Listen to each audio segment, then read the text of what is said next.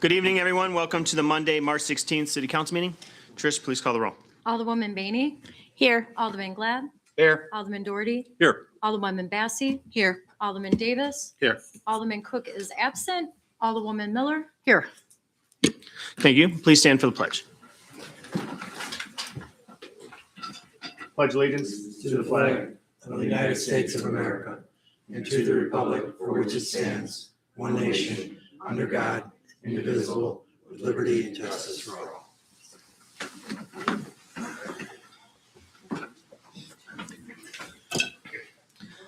All right, the first item on the agenda is public comment. Is there anyone from the public that would like to make a public comment at this time? All right, moving on to presentations. Amrize gravel pit update. You could please step up to the podium, hit the middle button, and the floor is yours. Perfect. Okay. Hi. I just want to introduce myself. I am Jennifer Wislowski. I'm the land manager for Amrize. I'm relatively new to this area, so bear with me. Okay, we can go to the next slide. So we're basically just here tonight to give you guys an update, an annual update on our operations, what happened in 2025, and what our plans are in 2026. So I think most of you know this site. We have what consists of what we call the North Pit and the South Pit. So the South Pit has been in operation since the 70s, and it covers approximately 440 acres. Operations at the South Pit are governed by the 1988 annexation agreement and conditional use permit. There have been several amendments to the original annexation agreements, with the most recent amendment being approved in 2018. That amendment extended the extraction and reclamation activities through 2026 and allows the processing area to remain in operation until 2032 in order to complete the north operations.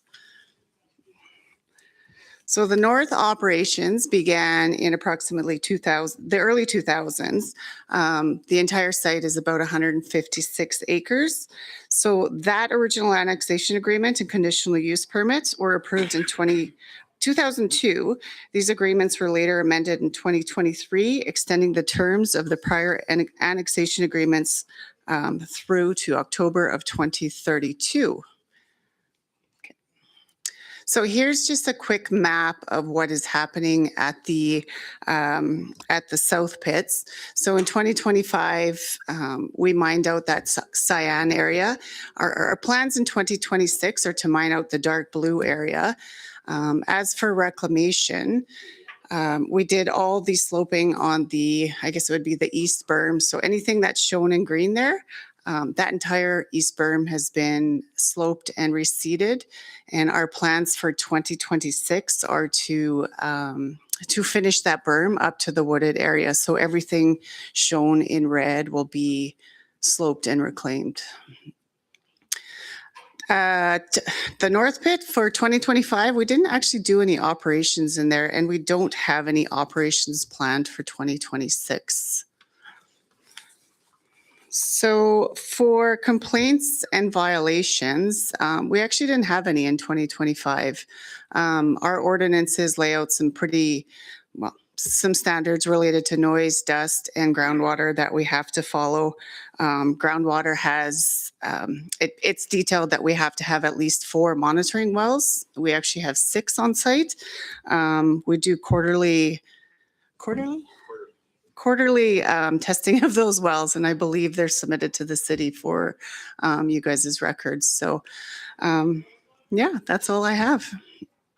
Does you guys have any questions? Alderman Bessie, go ahead. Hi, Jennifer. Thank you for coming. As you know, the gravel pit is in my ward, which is Ward 4. So I checked in with all the residents to see if they have any questions, and they had one question, and that is for the South Pit. Is the mining, extraction, and the processing still on target to be completed in 2026? So the mining will be completed in 2026. Part of the reclamation requirements that need to be done this year are, like I said, that east berm that will be done. The processing area is actually tied to the north side. So that will stay in play until there's kind of 2 triggers on there. It's either October, the sooner of when those operations are finished, and operations on the north side need to be completed by October of 2032.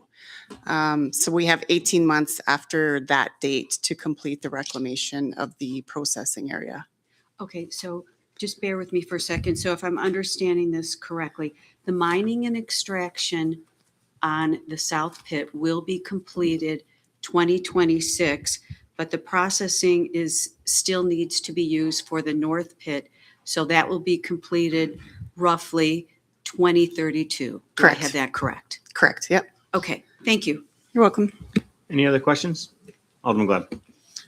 Yeah, one of the things is why it's, number one, a requirement to have that processing so much longer to 2032. The north end is basically more sand than it is gravel, is it not? Yes, I'm going to pass that to Doug. He's our operations manager. Yes, it is. Right. So, I mean, when you're talking the processing center, you're not talking crushers as much as what? No, we, like the jaw crusher, that was done last year, right? That was out for the main bank. Right now we have, with the water table, how it fluctuates, we have approximately 15 feet of bank that's dry, and then we excavate down to the clay. Uh-huh. Right now, that's the south side. So with our production and sales needs, it's pretty much right on the money with what we're going to sell, what we need to process this year to finish off by the end of the year for the south side. Okay. So- 'cause, So as for the north side, that's going to be market dependent on what we would mine out of there. Because I recall when we first annexed the north side and approved that, it was going to be a 5-year program then, you know, and without it even being started. And now, and I guess it's the market that's dictating how much and how fast you're processing it. So the other question I've got is what are we looking for in the future as far as development there? Considering you are RS1 on the south end, I don't remember exactly what the zoning on the north end is. Is it a state zoning? It's supposed to be a state lots all the way around a large lake. I think they are. It's either RS, oh no, the South Pit is a state, isn't it? Yes, the south is a state, and I believe the north is a state too with the agricultural mining overlay. No, the south is an RS1. Yeah, my RS1 with understanding a- is with the an overlay. south is RS1 and the north is RE2. Or RE1, sorry. I can look it up here real quick. I'll Yeah. get back to you on that. But like I say, more than anything else, I'm just kind of wondering when we're going to start seeing some development. You know, the residents out there are going to see relief as far as mining, but then they're going to wind up not as severe, but there'll be some noise as far as development of homes and everything else out there. And I just kind of wonder when those type of subdivisions, you plan on starting to market. You know, do you have somebody online that they might be thinking about developing not. there or anything else? No, right now, what our mine plan scope looks like once we would proceed to the north side with the amount of overburden there. We have our, through Wonder Lake and all that, right? We have our berms that we're going to put up, screening berms around the property, which will be overburden and then black dirt. And at the end of the mine, which would be a lake, right? In the middle, the woods would be gone. And then after that, that's where the development would come in, how those berms get replaced or pushed down or put in for that type of infrastructure. So you don't plan on being the land developer there as far as for residential? Never You're know. there to do the mining more so than anything else? Yeah, honestly, no. At this, we are not in the business of redeveloping lands into subdivisions. So at this time, don't hold me to this, but as of right now, we would probably look at selling it to a developer to come up with an overall. But plan that for wouldn't that be at area. least until 2032 Well, or sooner if the market dictates that you finish quickly. yeah, yeah. Okay. Thank you. You're welcome. Any other questions by council? See none. Thank you very much for your time. Yep, thank you. Have a good evening. Next item on the agenda is 5B as a conceptual presentation by Club Car Wash. How you doing, sir? Good. If you could hit that center button and the floor is yours. There we go. Just give me 1 second to get set up here.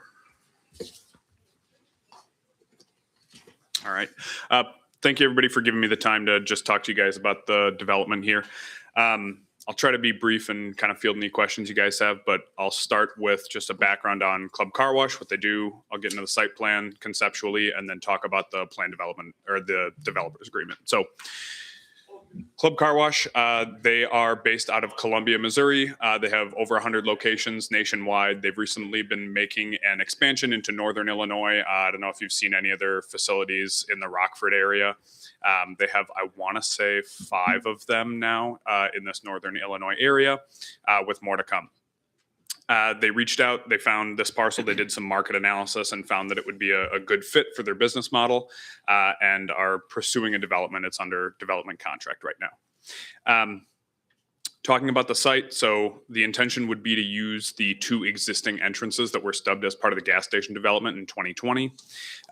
Entering, well, we'll just say you're entering on the north side of the site. You would loop through into the queue lanes. As the name suggests, Club Car Wash, they are a subscription-based model for a car wash. So you pay a monthly fee. You can wash your car as many times as you want. They do also offer individual washes for a single price. It's fully staffed at all times, so they have folks at that pay booth that are signing people up for memberships or taking cash or credit. You loop through, go through the car wash, heated concrete. It's an all concrete yard. Helps with maintenance, makes it look a little bit nicer. Go through the car wash. It can process a vehicle about once every 30 seconds, so it could spit one out once every 30 seconds. Holds about 6 to 5 vehicles depending on the length. Exit, there's there's proposed self-service vacuums on site. Those are free for customers, free for anybody to use essentially. Those are turned off during off hours, which is typically, it ranges from like 7 to 8 depending on daylight saving time and winter hours. Each one of those vacuum stanchions has a trash receptacle emptied every hour, and then you leave the site. There's some employee parking on there as well. That's just a broad overview of Club Car Wash, the site.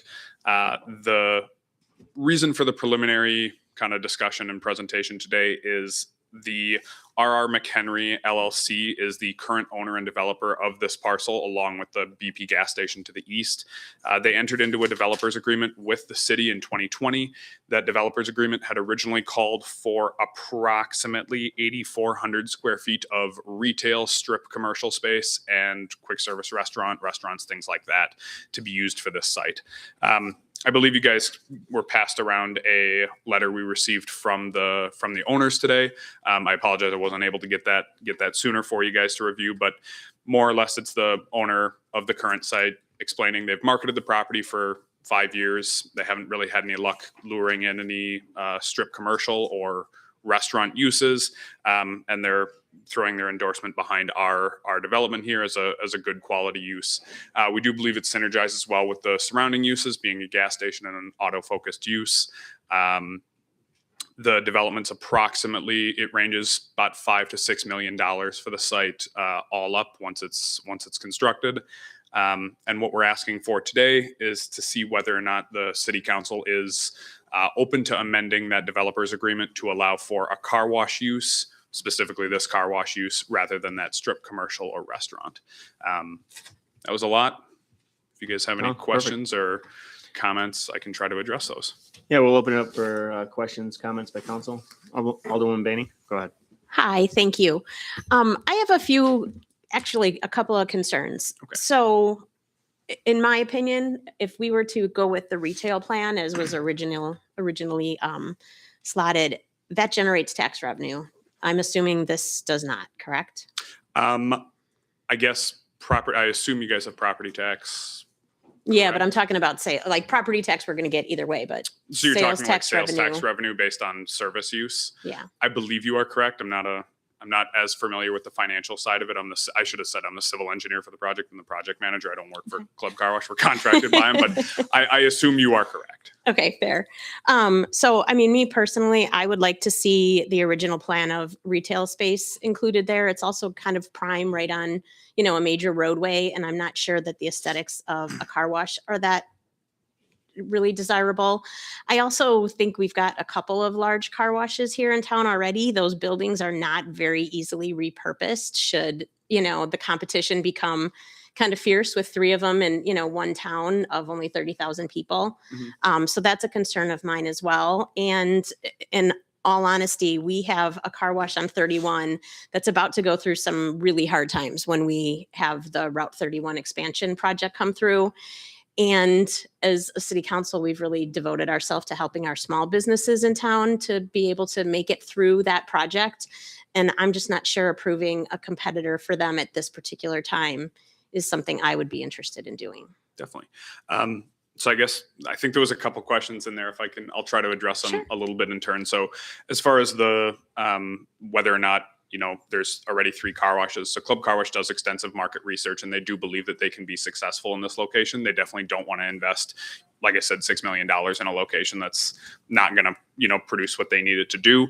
As far as, whether or not a car wash is the most beautiful thing in the world, personal opinion, I think they end up looking pretty nice. We did share some renderings, but I understand that that's a preference opinion.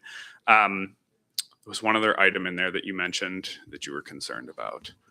Boy. I don't know. Sales tax. Sales tax? Sales tax. Yeah. I So thought we already t- I assume you are correct that revenue or service uses don't generate sales tax revenue.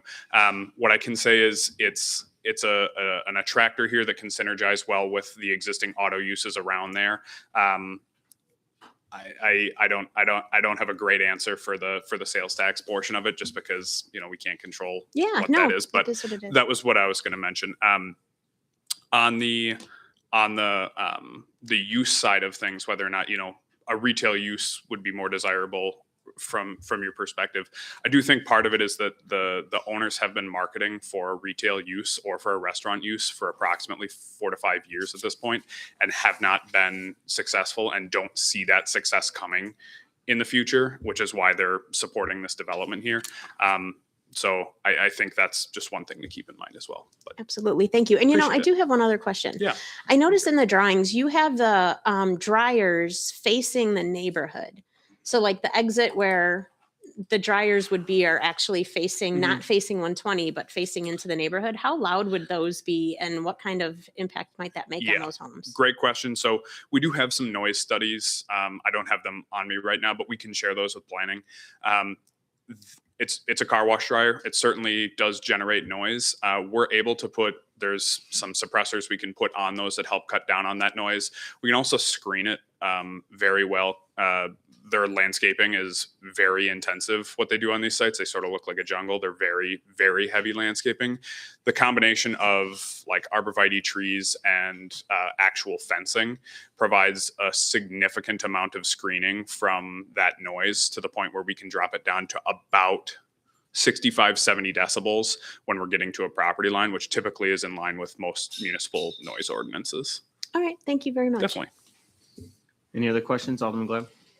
Yeah, so what kind of hours are you talking about as far as how late Yeah. you'd even hear those dryers going? Correct. So we have our typical hours are 7 a.m. to 8 p.m. during the summer, 7 a.m. to 7 p.m. during daylight savings. And then the car wash will only be open 8 a.m. to 8 p.m. or 8 a.m. to 7 p.m. depending on daylight saving on Sundays. So that's the approximate range of that operation. And then, like I said, they do shut off the exterior vacuums. And the car club is that the same company that opened up in Crystal Lake on 31 in front of the Walmart? In Crystal Lake in front of the Walmart. On 31, it's We're called the Car looking Club. we're looking to get into Crystal Lake. We do. Someone is? told me they bought an old car wash. Yeah. They may The have. car We wash bought that Matt's was car there. wash, right? Yeah, they may have done a rebrand. That's Right, possible. okay. Yep. They're giving out dollar car washes right now. Correct. Yeah. When they open up, they typically do dollar car washes to get traffic in there and get people signed up. One of my concerns is the fact that we had $1 million recapture on sales tax. How much have we paid in or paid back so far on that? Do we know, Caroline, by any chance? Okay. While she's looking that up, we'll, one of the other things is there was a convenience store that we were required, I believe, to give a liquor license to, packaged liquor and video gaming with it. So Correct. would that be taken out of the agreement? That would all have to be reworded, yes. We would have I no mean, use because we're not going to put Right. it in the car wash. I mean, Correct. We already had one car wash that we denied a few years back. We would have to amend it and remove that language. Okay. Okay. So that, it doesn't get missed. Again, thing is if we're amending it, are we going to amend the $1 million worth of incentives, and reduce that, considering we're talking a lot less retail sales tax there than, if nothing else, put a limit on how many years that we're going to pay out to it. If they reach that potential up to a certain year, it's one thing, but after that, it should just go away. My feelings on it. So that's all I got right now. Thank you. Any other questions? Alderman Bassi? Okay, I actually don't have any real issues with the car wash in the location, but I do want to piggyback on some of the comments that Alderwoman Bainey said and that Alderman Glab said about the noise. My only request is that you would include trees in the green space area. That would be an ability to buffer some of the noises. It did sound like you're going to have evergreens, which are great ways to buffer. So I think that both of them have brought up valid concerns. And I think that aesthetically, it would look much nicer if it did have some trees. So Yeah. those are my only comments. Definitely. I want to express that their landscaping plans are very, very serious. Like there's a lot of shrubs, there's a lot of trees on these. Like some of these one of them we did in Wisconsin, I think had 60 trees on a acre site. Like it looks like a forest sometimes. So definitely will be an intensive landscaping plan, especially on that suburban border to the north. I can assure you of that. Thank you. Alderman Miller? Thank you. Thank you for your presentation. Yeah. On first blush, I have to say I'm not in favor of a car wash out there. Again, I'm in real estate. I think that is prime real estate, and I think it's the gateway to our city coming from the east. Many years ago in McHenry, we were known as the Mattress City Store because we had 20 plus mattress entities. Googling today, how many car washes do we have in town? We already have 10. I don't know that we need another. So I'm concerned for my existing business owners. I don't want to suppress opportunity, but I always want to support my business community that supports our community in whole. So I don't know that it's the highest and best use of that parcel. I understand that they've marketed it for 5 years. That whole corridor has gone through a great deal of transition in the last 5 years. So I'm not sure, even with the comments, tether down the dryers, add more bushes. I don't know if that sways me in your favor or not, because I just think we already have a saturated, and I'm not a car wash person, although I wash my car a lot. I think we already have an ample market that is saturated with a variety of opportunity already. So I don't know that I can support your car wash. I'm sorry. Sure. No, and I do appreciate that. One thing I will say is a lot of times, when people do search for car wash in Google, a lot of times what comes up is like a gas station, like a single stall car wash it is a car wash, but it is, I would say, like different in kind than this, which I'm sure you appreciate. But yeah, I guess the only thing I could say is that they do their market research to know that they'll be successful and that there is a need and a desire in this area for the car wash. But I totally appreciate your stance. And I appreciate that. There are days that I go for a $5 car wash because I just need the crap off my tires. And then there's days that I go for my $30 car wash because I know I need a good job. So I absolutely take advantage of the opportunities that I have in town and try to spread the wealth amongst all my business people. And I appreciate that you've done your research. But again, I always have to go back to my roots. Prime real estate, that market is changing. We're going to have 180 duplexes across the street. I don't know that a car wash is what they need right there. If I could put anything there, I'd put a grocery store there. But I'm not a grocer. I'm not going to invest in a grocery store, but just my food for thought. Thank you. Alderman Davis, any input on this? If you could hit your mic, if you don't mind. Yeah, I mean, on that side of town, I don't think we have a good car wash, but we do have plenty in town. And, with the development, it may be something they're interested in, but I think the one that hits me the most is that, that is coming into town. Do we want that to be, the main focus as somebody comes into town? That would be more my concern coming from that perspective. So. Thank you. Alderman Doherty. I'll go against all of them. I would welcome that on that side of town. I think it's a quality product. I've seen the buildings. I think coming in, we already have other vacant storefronts there that could serve the need if we have a need. There's a restaurant that's been sitting empty off and on for years. So there's plenty of space for other developers to come in and take over some of these smaller areas that need redevelopment. I think this combined with the gas station next door, the strip mall next door is actually fairly attractive. I think would only complement that area. And I think it would be welcome to drive into the city and see a thriving business that may also generate those other areas to improve. So I fully endorse it. Definitely. I appreciate that. That's definitely, you couldn't have said it better myself. Yeah, I'd like to, Alderman Glad, go ahead. okay. Yeah, go ahead. What I wanted to mention is the fact that I know we're talking about it, so many car washers in the city, and we talk about the mattresses stores we've had and everything else in the past.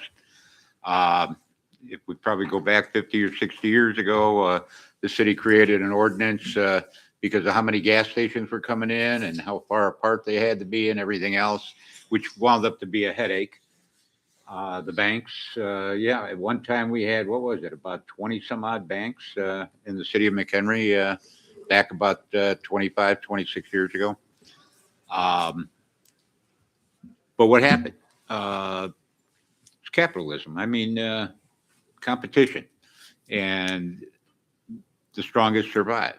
And those that are there now just rely on their business, possibly just as the way it is, without any improvements. And possibly when there's more competition coming in, then those businesses that are there now and existing have to change. It's just like what happened to our downtown area. You know, if you go back to the days of when Kmart came in and Walmart came in and everything else, what happened? At that time, we had businesses that were used to closing up at 5 o'clock in the evening, 6 o'clock in the evening. You know, people come home from work, everything's closed. And then, you know, you get your discounters, they came in and they are now open till 10 o'clock. And in some cases, they were open around, 24 hours. And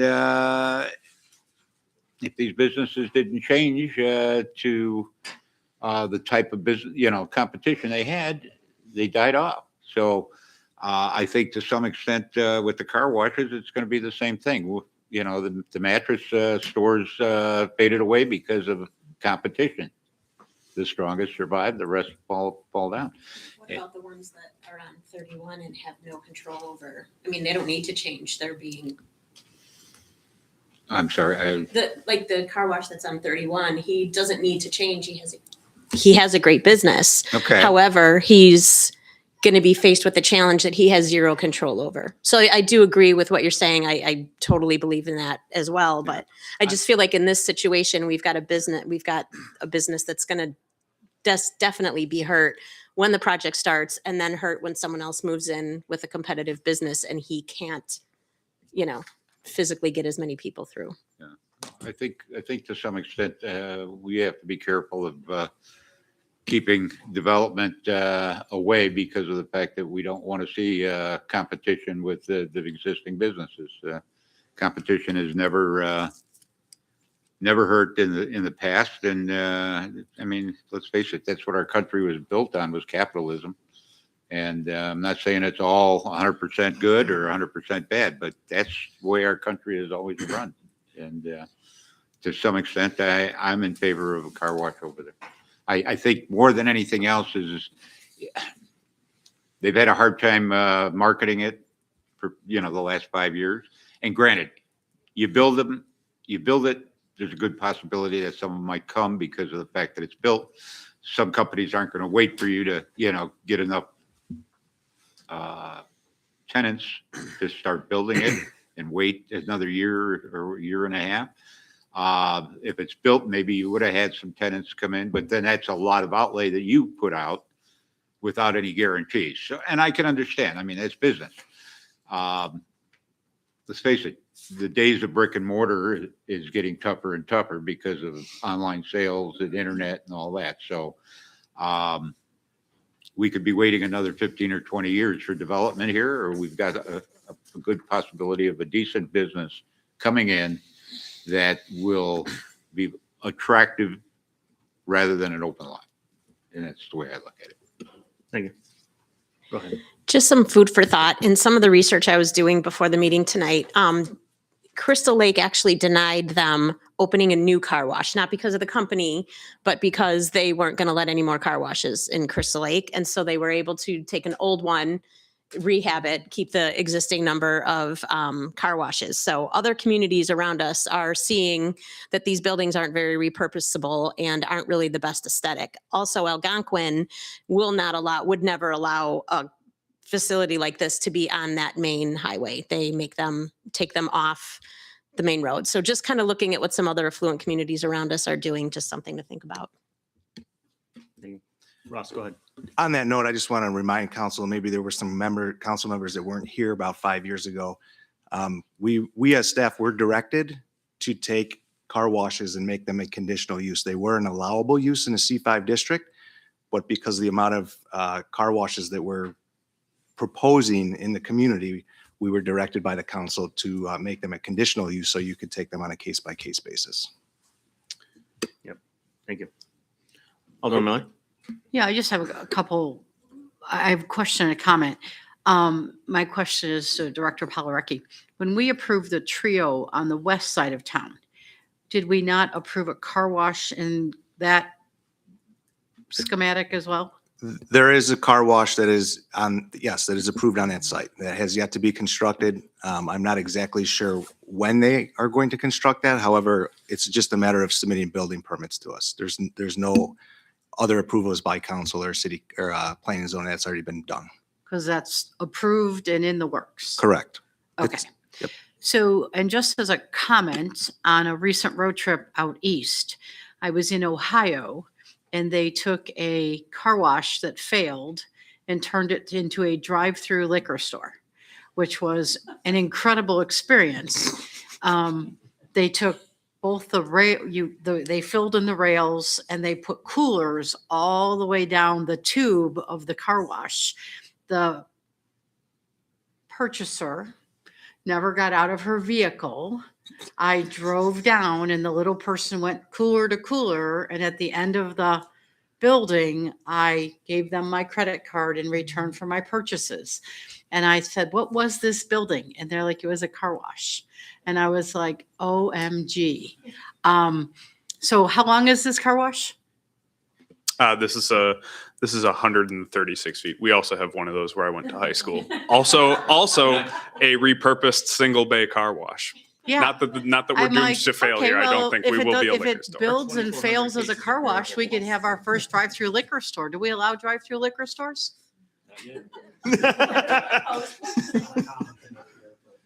I mean, I thought it was a cool concept and it's a great building for that. I but think it would be a great concept for somebody else's car wash. There we go. Thank you. Thank you. Any other questions, comments? So right now, Alderman Bassi, are you for this or against? I'm for. Okay, so it's 3 and 3. Obviously, we have well, maybe you don't know, but there's a council member that's missing tonight. So I would suggest, because if it is tied 3 and 3, I would suggest meeting with Alderman Cook to get his opinion on this. Wait. Go ahead. I'm not necessarily against it. I'm on the fence. Okay. I mean, I'm not necessarily against it. I'm on the fence with it.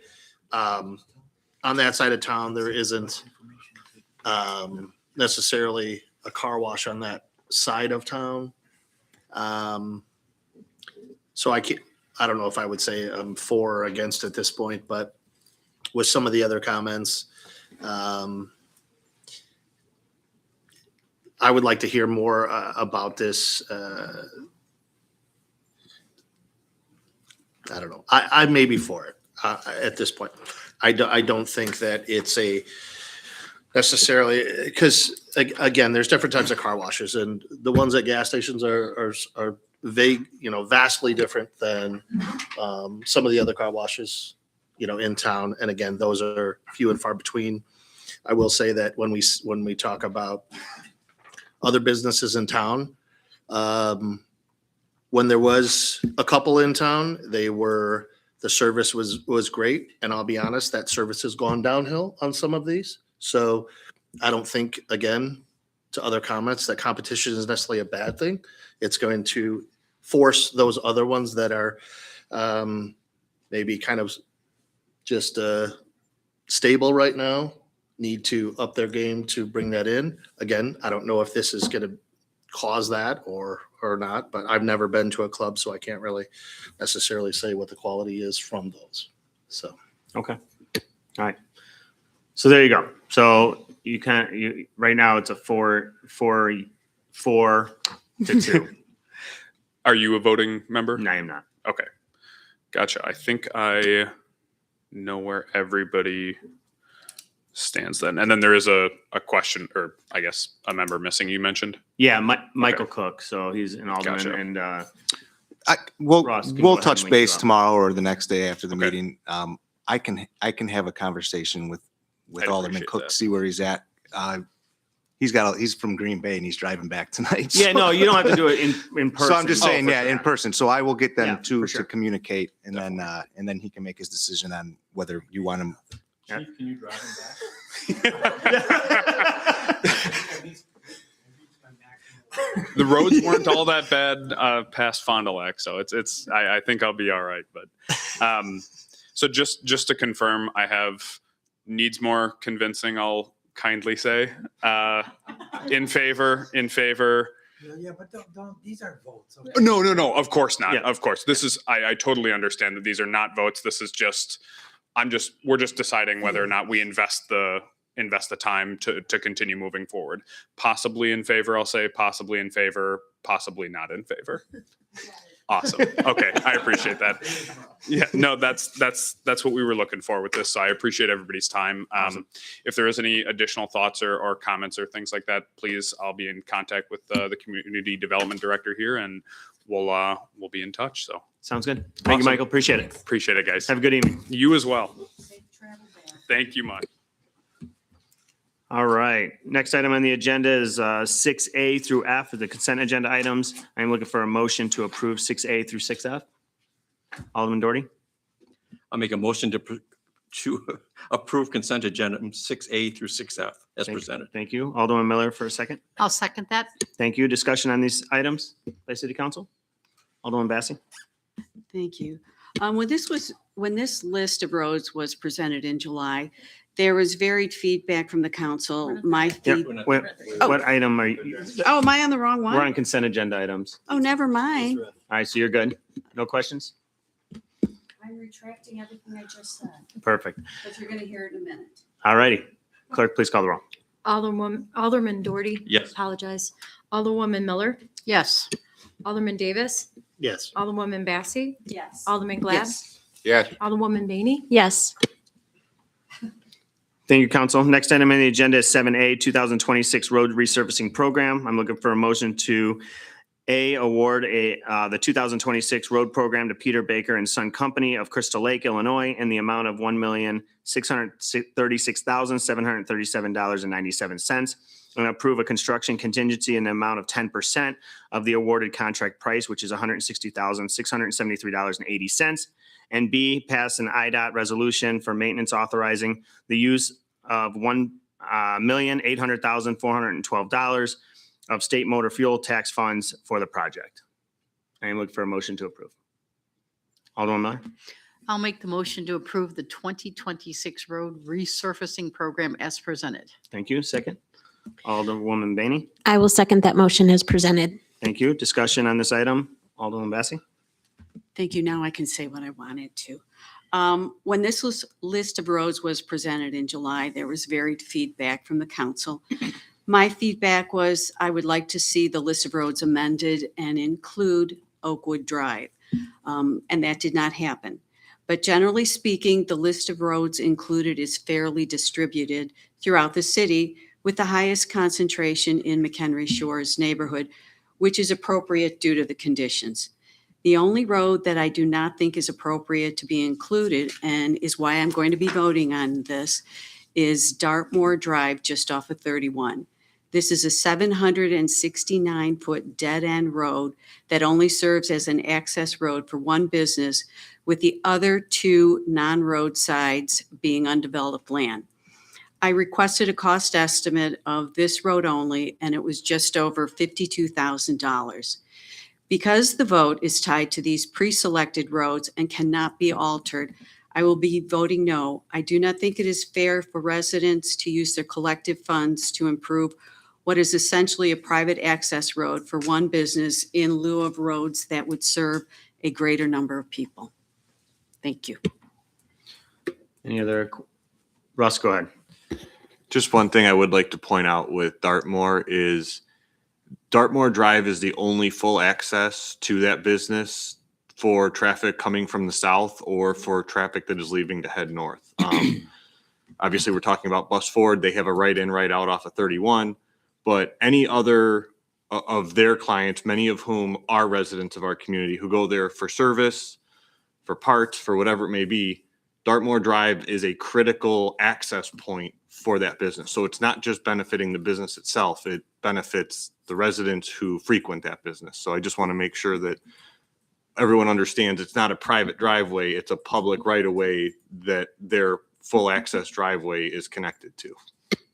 Also, I do want to make a I do want to make also a statement. I don't think Bus Ford has ever asked for a handout at all, from my understanding, as far as sales tax incentives of any sort, like our other car dealers that are in town. So I just want to keep that in mind, that Bus Ford is not that they've reached out and requesting the street, but keep that in mind as well. You got a major taxpayer in town that has a road that is our road that should be paved accordingly, in my opinion.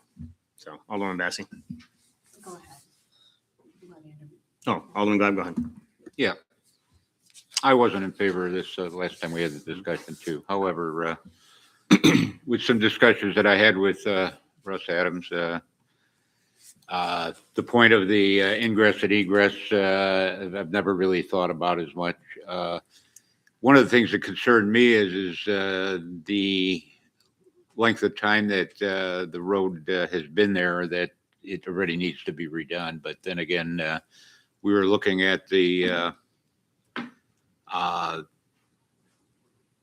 thickness of the road pavement that was built at the time, what we required versus what we require now, and I think it may have been a lot less in those.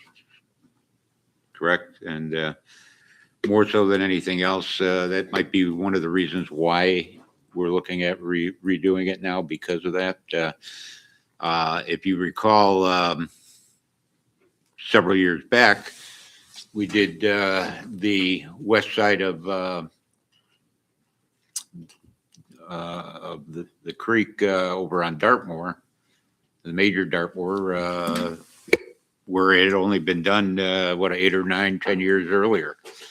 Now, whether that had anything to do with the creek beds overflowing when we had the 100-year storms, I don't know. But I think what we require now will make any new roads and the roads that we're redoing last a lot longer, to where we're going to be able to catch up quicker.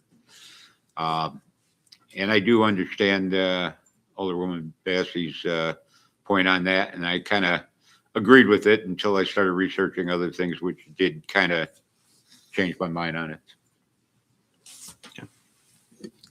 Alderman Miller. Thank you.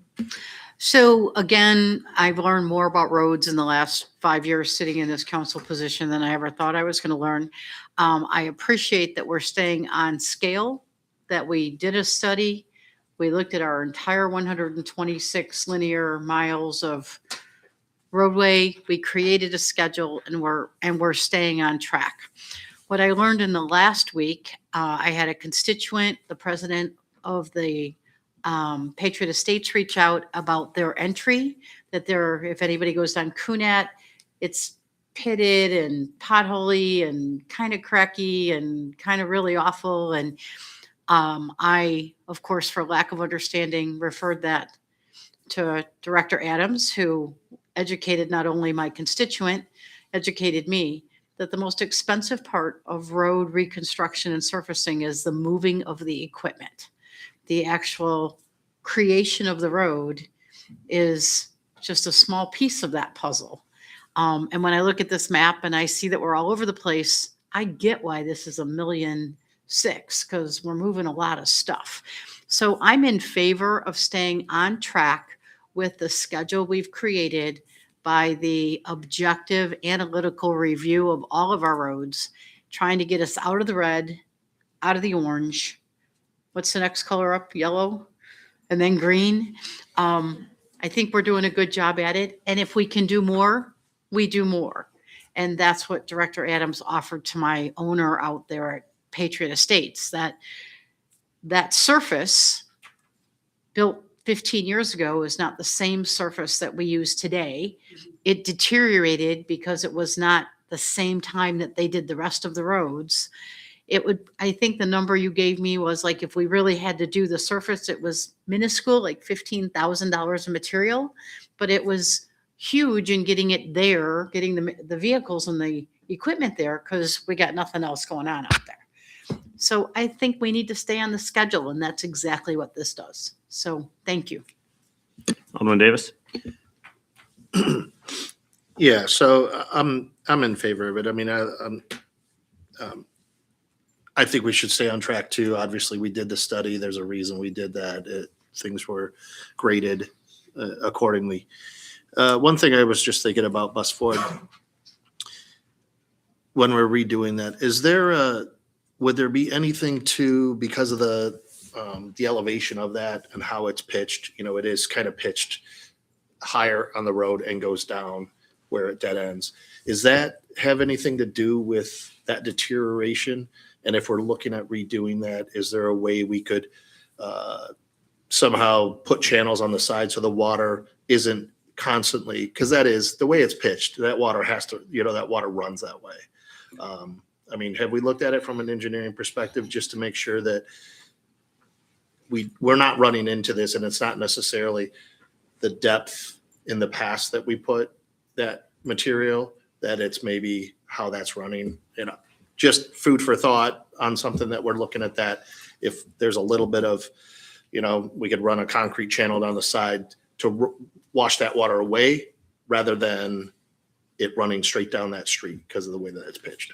So we do have concrete curb and gutter out there. Okay. And storm drains. There's no drainage issues that we're aware of out there at this time. Certainly if issues do arise, that's something we can look at. And the drainage out there is all going to be changing with the Route 31 project that's coming anyway. So I think at this time, if we were going to look to address anything, doing so after the Route 31 drainage improvements are in place would be the time to take a closer look at that. All right, any other? Alderman Glab, go ahead. It wasn't the thing I was going to address first, but as long as it was brought up by Alderman Davis, as far as roads running down there and the water running down the road, it's a good thing that it's running down the road and continues the road. I think our concern should be more is whether or not there's any infiltration on the sides between the curbs and the pavement as far as to get underneath. We had that happen back, quite a few years now when we did Sussex and Ashley. And at the time, they looked at the road and we had a roller coaster going. And basically, the concrete had never been touched since the subdivision was started back in whatever it was, 1966, I think, or 65 or 66 when they did that part of the subdivision. There was a second wave of Whispering Oaks. Anyway, all they did was just grind and overlay it, but they did change and put in all new concrete. I'm not saying that's what this case is, but we just, as long as everything's sealed and done right, we shouldn't have a problem with any kind of water deteriorating the roadway. One of the other things I did want to mention, though, while we're discussing the road program and the 5-year road program, is the fact that it seems like the 5-year road program is working. It seems like everybody seems to be happy with it. However, I'd be a little happier if the next time we do the 5-year, that we actually discuss it here at the council before we take, and in other words, let's look at the ratings before we start setting up a whole 5-year program and let the council be involved in it.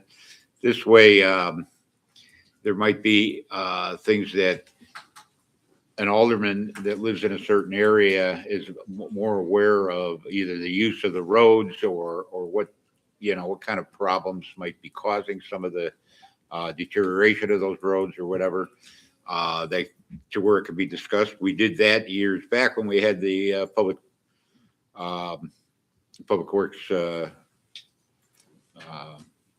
committees.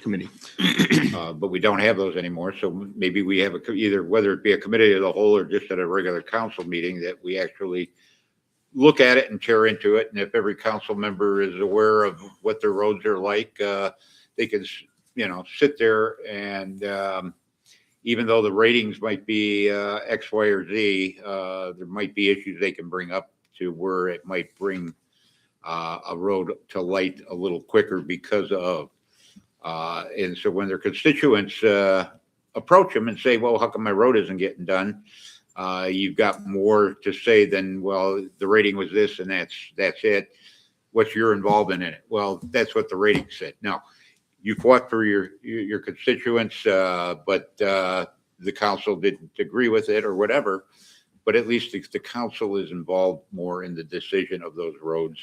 And then we have the 5-year program, and then that's where we lie once we've made our decision on it. But I think the council should be a little bit more aware or involved in creating that 5-year program before we go forward with it on the next one. Sounds good. Thank you. Any other questions, comments by council?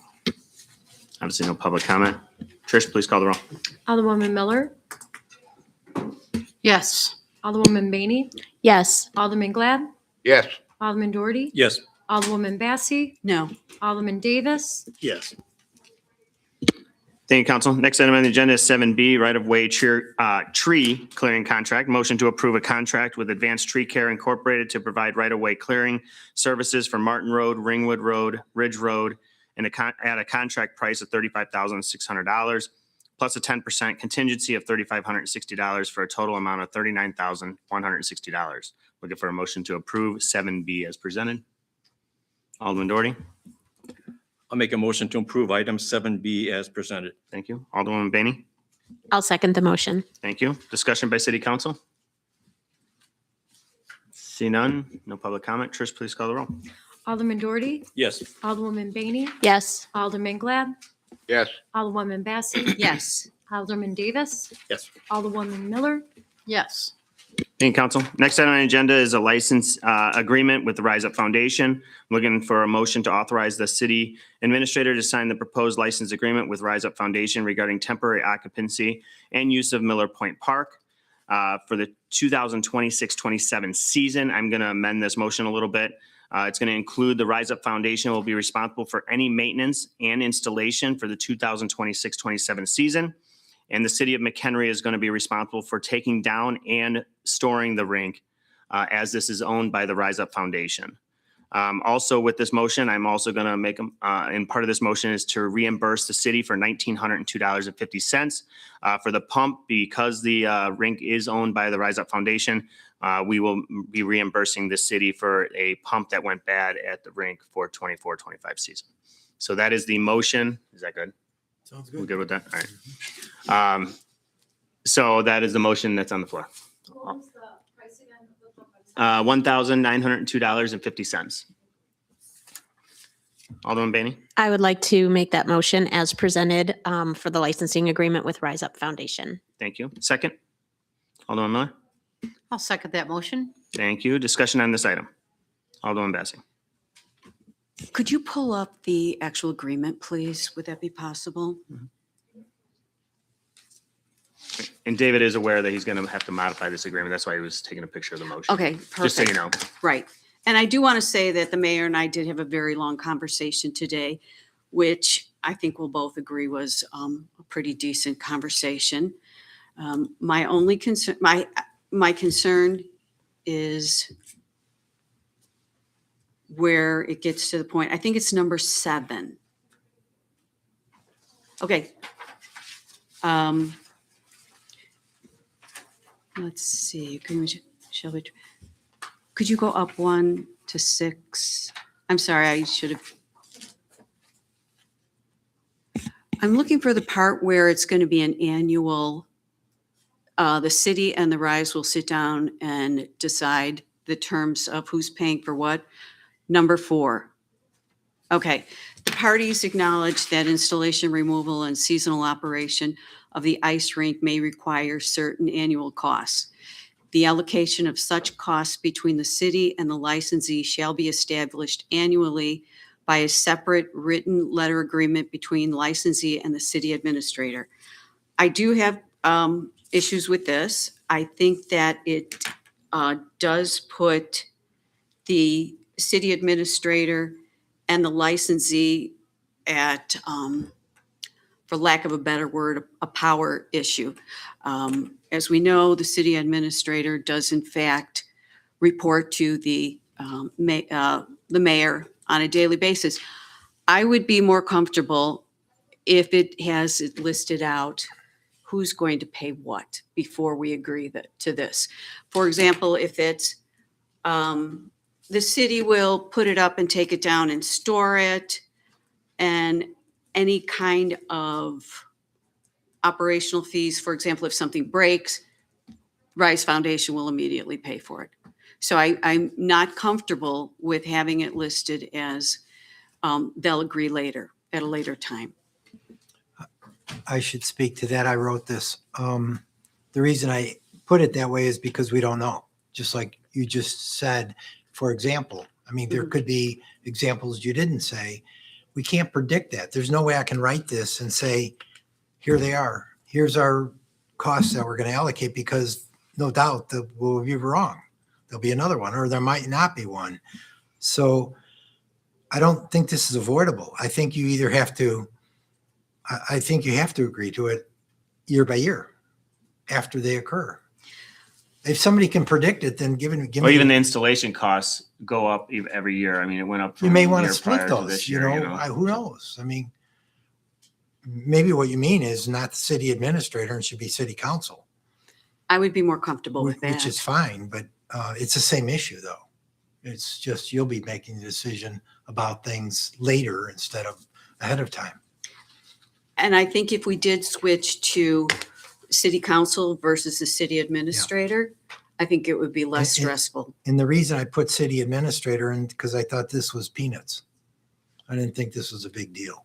Okay. That's why I did that. It wasn't to diss the city council. Obviously, I could have put the city council in there. I just thought it was kind of, what do they call peanuts? No, I didn't mean that. It meant Don't undermine things. small items. You know, I mean, we were talking Yeah. a $1,900 pump. Who cares? Would it It's just not work very- to do sort of classifications of annual setup and takedown and then maintenance, like those types of things? I would be more comfortable with that. So We just don't know the what thing, those we amounts just- we are. yeah, we won't know what the amounts are, Mhm. but obviously my authority goes up to $20,000 Yeah, we could without limit city it council by approval. authority, So, too. right, to just do sort of classifications of those types of items and limit it by the city administrator's spending authority potentially, so that we don't have to. So if a pump breaks, then we'd be back here by this, like talking to the city council about $1,000 expense, which I don't think is the intent. Right. That's what I And, meant. and I Yeah. understand it, but I'm saying if the pump breaks, it should be the Rise Foundation's liability and not the city's. But I think you can get to that without listing out specific things. To David's point, it can be maintenance or repairs, those types of items. Yeah, is there a certain amount that, yeah, like Suzanne, you can just sign off on, and if it goes above that, then we could just, maybe add with city council approval at the end or something like that? So, I mean, you're never gonna know what that is, right? So the changing prices. and A lot of stuff, this I is mean, paid direct. So we, like even for Iron Sleek, we actually paid it direct. The invoice never went through the city and then we Right. reimbursed. So really we'd be paying the fee directly to Iron Sleek like we did this previous year.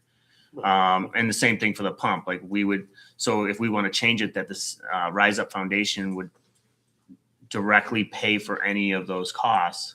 That way it's outside the city as a whole. It just reduces how much the city's gonna get in the end. Yeah. Yeah. You all understand it's 100%. 100% of the net proceeds goes to the city, as I understand it. So if you want them to pay $10,000 out of those net proceeds, you're just gonna get 10,000 less on the net proceeds. It doesn't make any difference at the way it's allocated today between Rise Up and the city. It could change tomorrow or whatever, but right now it's 100%. Yeah, we might be getting a little too petty on some of these things. Alderman Miller. I think the language is normal and customary to a license agreement. And I believe that the job of the city administrator is to make sure that the little peanuts are taken care of. Sorry. So I like the language as it's written, since there is a bunch of unknowns. This happens to be the licensee is Rise Up, happens to be someone we're familiar with, but I don't think the language would be different if it was any other licensee.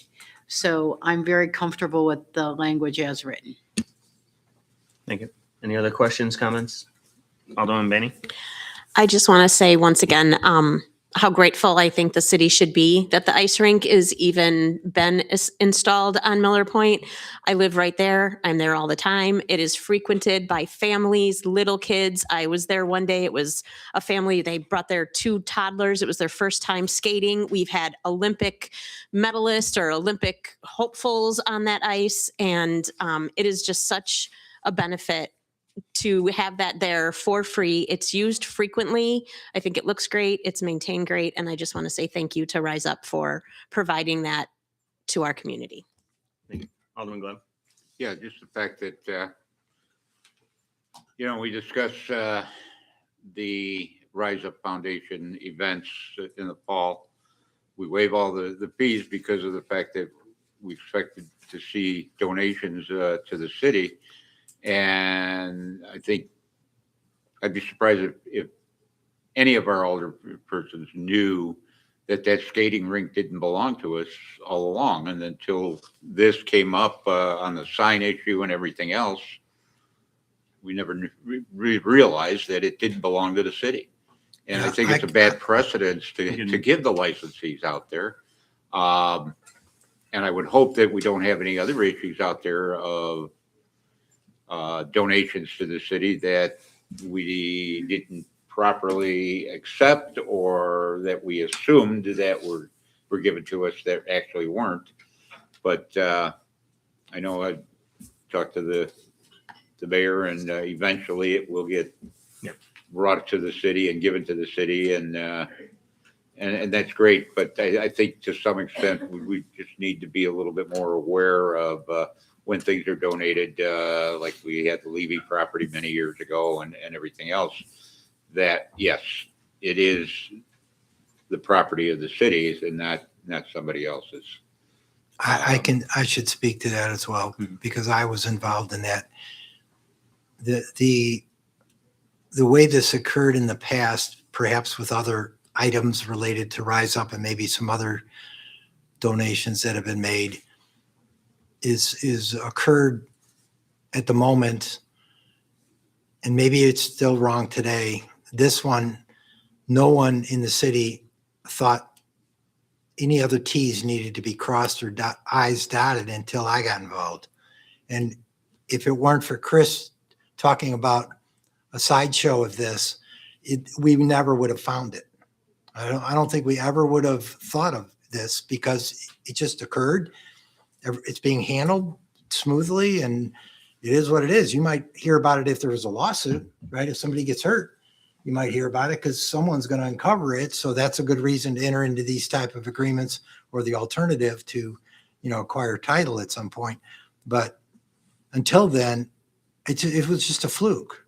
So maybe now we want to look back and start crossing some more T's and so forth. And that's probably a good idea, but it just happened. It had nothing to do with the staff other than missing a very fine point that distinguishes these boards versus the spray, whatever it's called, park that's poured on the in-ground, and it becomes a fixture. So those are two different things. So it just occurred innocently. And again, if she hadn't said anything, we wouldn't have found it. So that was a good thing. And I think it's important to know that, and the reason why we don't want to transfer it at this time is because the donors are actually covering our costs. So it's not going on the taxpayers of $6,000 to $10,000 a year for an ice skating rink that not everyone uses. So I think it's important to continue that, but we will be bringing something back to City Council for taking ownership of the actual rink at some point. Go ahead.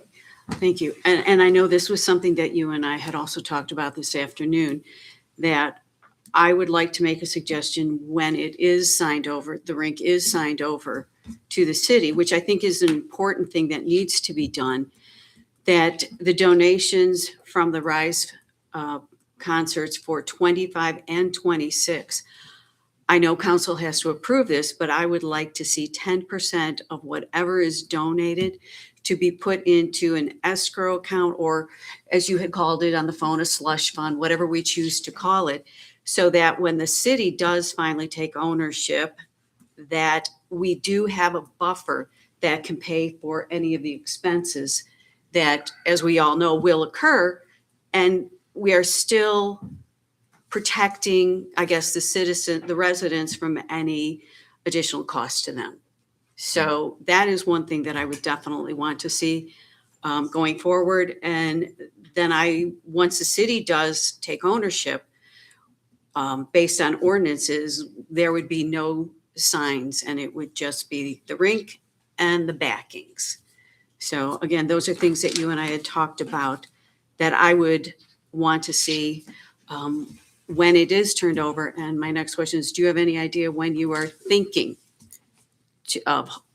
I mean, I guess it depends on the council at that point. That's like when they ask me when I'm going to retire. Right. Like, when is that gonna happen? When is that? I don't know. No, I mean, it really depends on the council at this point. I mean, if you want to go on to the taxpayers or, at this point, how long are we going to really do the concerts for? You're right. I mean, it's very tiring, and we had that conversation as well. I mean, it's a lot of hours. It's a huge risk, and a lot of the big festivals are actually going away. One just from 28 years of being in business is just closed their doors, and due to insurance costs and production and tickets not selling as well. So, I mean, it's all a risk. So that's going to be the other thing. If you could say 10%, we don't even know if we're doing a show in 2027 at this point. So. And I understand that. And I thank you for that information. I guess what I'm trying to get to is, are you looking in the next 2, 3, 4, 5, 6 years? And in the meantime, I think we need to somewhat be prepared by the donations. Well, by the time I'm done being mayor, this rink needs to be turned over to the city. Thank you. Okay. So I don't want an ice rink in my 6 more backyard. years? Huh? 7 more? No, it's not that long. No, it's Well, not. I would like to make a suggestion, which you and I had talked about in our second conversation, that it would be if you were thinking about turning it over to the city while you are still mayor the year before, or 12 months or so that there's a nice, clean transition, whoever is the mayor in whenever Mhm. it will be all set up and it will be smooth sailing for the next person. I think we all agree that we want to make sure it's a smooth transition. I don't Right. want to own an ice rink. Or Rise Up doesn't want to own an ice rink. So, Right. But yeah, so I mean, as long as the city council is for taking it over sooner than later, I really could care less as long as it's after the 26-27 season. Okay. And at All that point, the council can make that decision on whether they want the taxpayers to pay the fees, or if they want the Rise Up Foundation to continue to get donors to cover those costs, which I think has worked out well. I know there's some concerns about the logos, but these are all local businesses that are in town. I'll just stop it at that. Alderman Glenn? Yeah, I was just going to bring up the locals. This all started because of the signage. I mean, really, that's where the first thing that came up. Now, the way I look at it is just because the city eventually takes over, doesn't mean that we couldn't still ask for the donations and have the signing out there of those donations. But then what we do need to do is let's say like at our annual meeting or something, that we actually have either a proclamation or some kind of thing that goes on the records of what our donations were given for the ice rink. So if somebody complains, we could say, okay, these people, if you take a look, it's on record, these people took and donated to the city for the operation of this beautiful ice rink. And this is just a way that we're showing who our backers are. I don't think I'd have a problem with that. And I think there's even other ways. It's out in the open, and if they want to look at it, and research it, there it is on the city council minutes, back in May of whatever year. You don't even have to do the boards. Like we could do just a one sign that has the logos on a sign that's not around the boards, if that's a real concern for. But all I'm getting at is, I mean, if we got businesses that are willing to donate to it, why would we, refuse the donations? Let's face it. I mean, I'm gonna be honest, a lot of these donors donate because I have relationships with them. I mean, that's the real honest answer. And I think Bill can. Are you closing Jet Heating and him moving out? Huh? Are you closing Jet Heating and moving out? Maybe. 3 years. No, you never know. But I mean, it's a relationship thing. And I think a lot of these businesses do it because they want to get behind a positive thing in the community. I mean, exactly. And this is a positive thing in the community. There's no ifs, ands, or buts about it. I mean, it's just the fact, I think we just want to smooth everything out. That's so. Well, if the city owns it, there's some restrictions on signage and stuff like that. So that's a whole nother thing. That's why we're also keeping it as until you want to turn it over, then at that point, then Doesn't mean that we can't have the language when we turn it over. that's a David thing. I You don't know. know. I don't know all that. I'm Okay. just saying.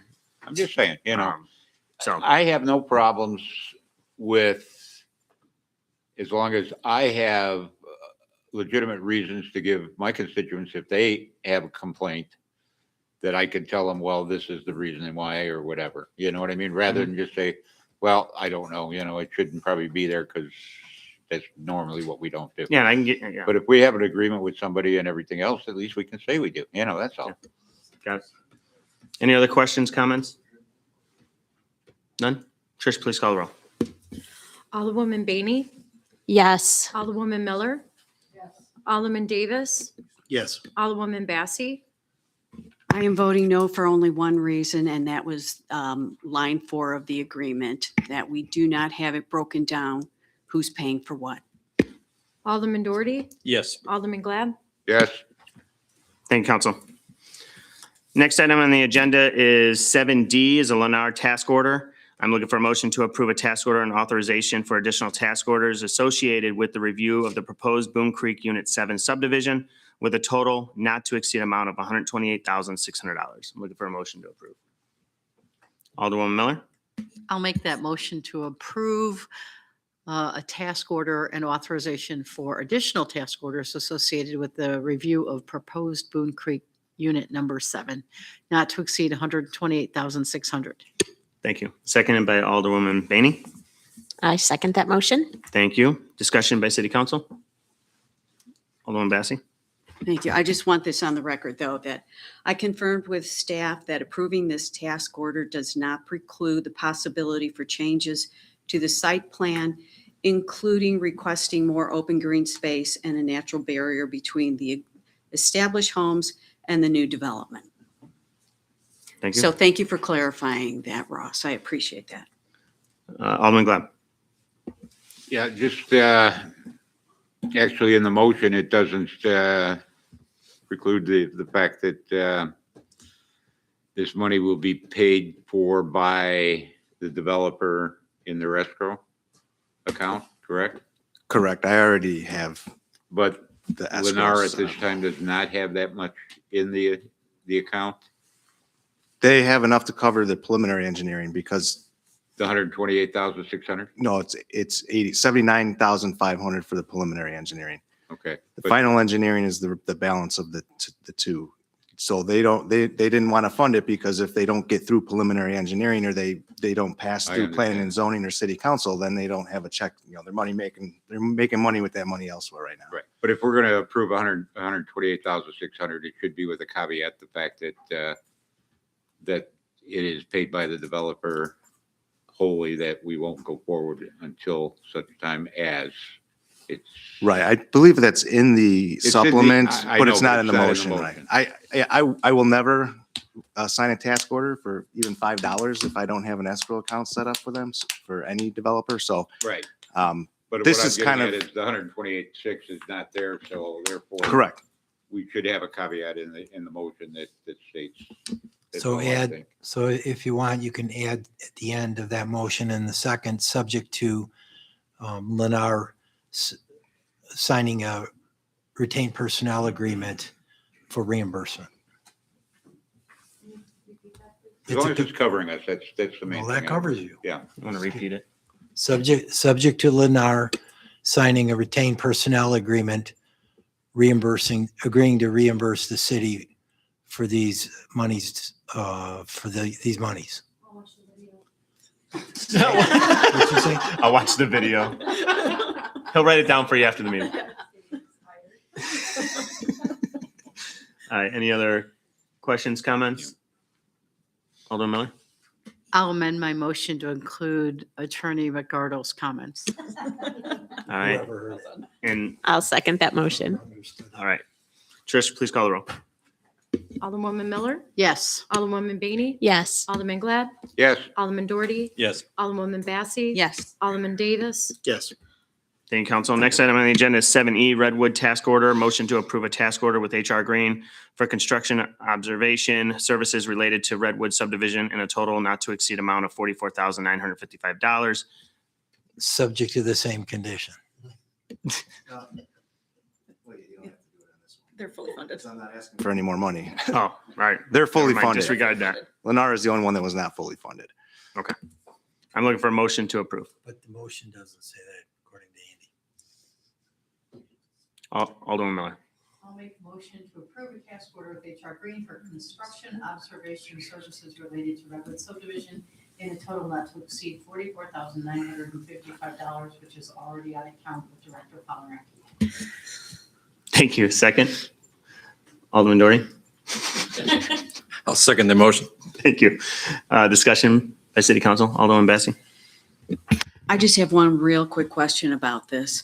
I know that they've already received county approval, but has the state, has IDOT approved for them? I have not seen the formal approval from IDOT yet, but they have given their preliminary approval. So they're just working through the bonding and those things with the state. Okay. They worked with, the difficulty here was the engineering firm that submitted to IDOT is different than the engineering firm that designed Redwood, because the engineering firm that submitted to IDOT was working with Mr. Pease on an access alignment on the north side of 120. Mhm. So that was a little bit strung out, but we do have word from IDOT that they have preliminary approved it. Okay, thank you. Any other questions, comments by council? Please call the roll. Alderwoman Miller. Yes. Alderman Doherty. Yes. Alderwoman Bassie. Yes. Alderman Davis. Yes. Alderman Glad. Yes. Alderwoman Bainey. Yes. Does anyone need a restroom break before we get into the budget? All right, we're going to take a few minute break here. Take 5. Take 5.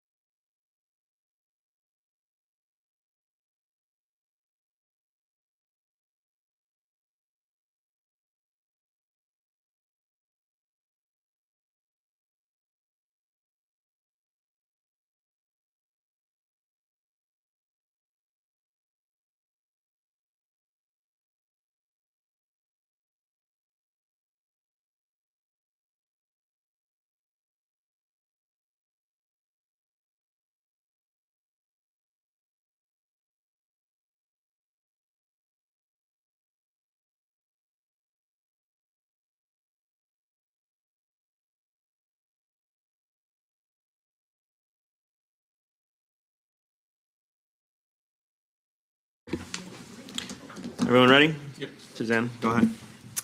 Good evening, everyone.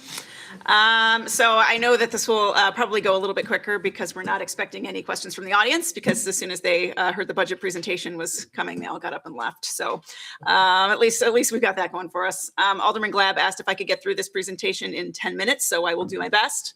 There are a lot of slides though, so I'll talk through them as quickly as I can. Obviously, if anyone in council has questions, feel free to jump in as we go. So that we could answer those during the appropriate time of the presentation. So tonight we're talking primarily about the general fund, which is the operating fund for the city that includes all of our operating expenses other than the IT department. We'll also be talking about the recreation center fund and the water and sewer fund. The rest of the funds in the city will be discussed on April 6th. So that includes the list that you see here. Tonight, we're going to go over the general fund budget for this current fiscal year. We'll talk about where we expect to close at the end of this fiscal year. We'll talk about the proposals for general fund revenues, expenditures, capital projects, the rec center budget, and the proposed water sewer fund budget. So again, those are our topics of conversation for this evening. Here are some highlights of the budget, looking back over the existing fiscal year. We are coming out in a very positive position here at the end of this fiscal year. We're estimated to be about 6.2% higher than budget in terms of revenue and 8.4% less than budget in terms of expenditures. So obviously that's the good news you want to hear. We've achieved our general fund balance, which is a requirement of 120 days of operations. So that is fully funded. The budget we're going to be talking about this evening, the proposed budget, is balanced revenues versus expenditures by about $500,000. And we will be seeing potentially a budget increase in terms of revenue of about 2.6% year over year, which is always good news as well.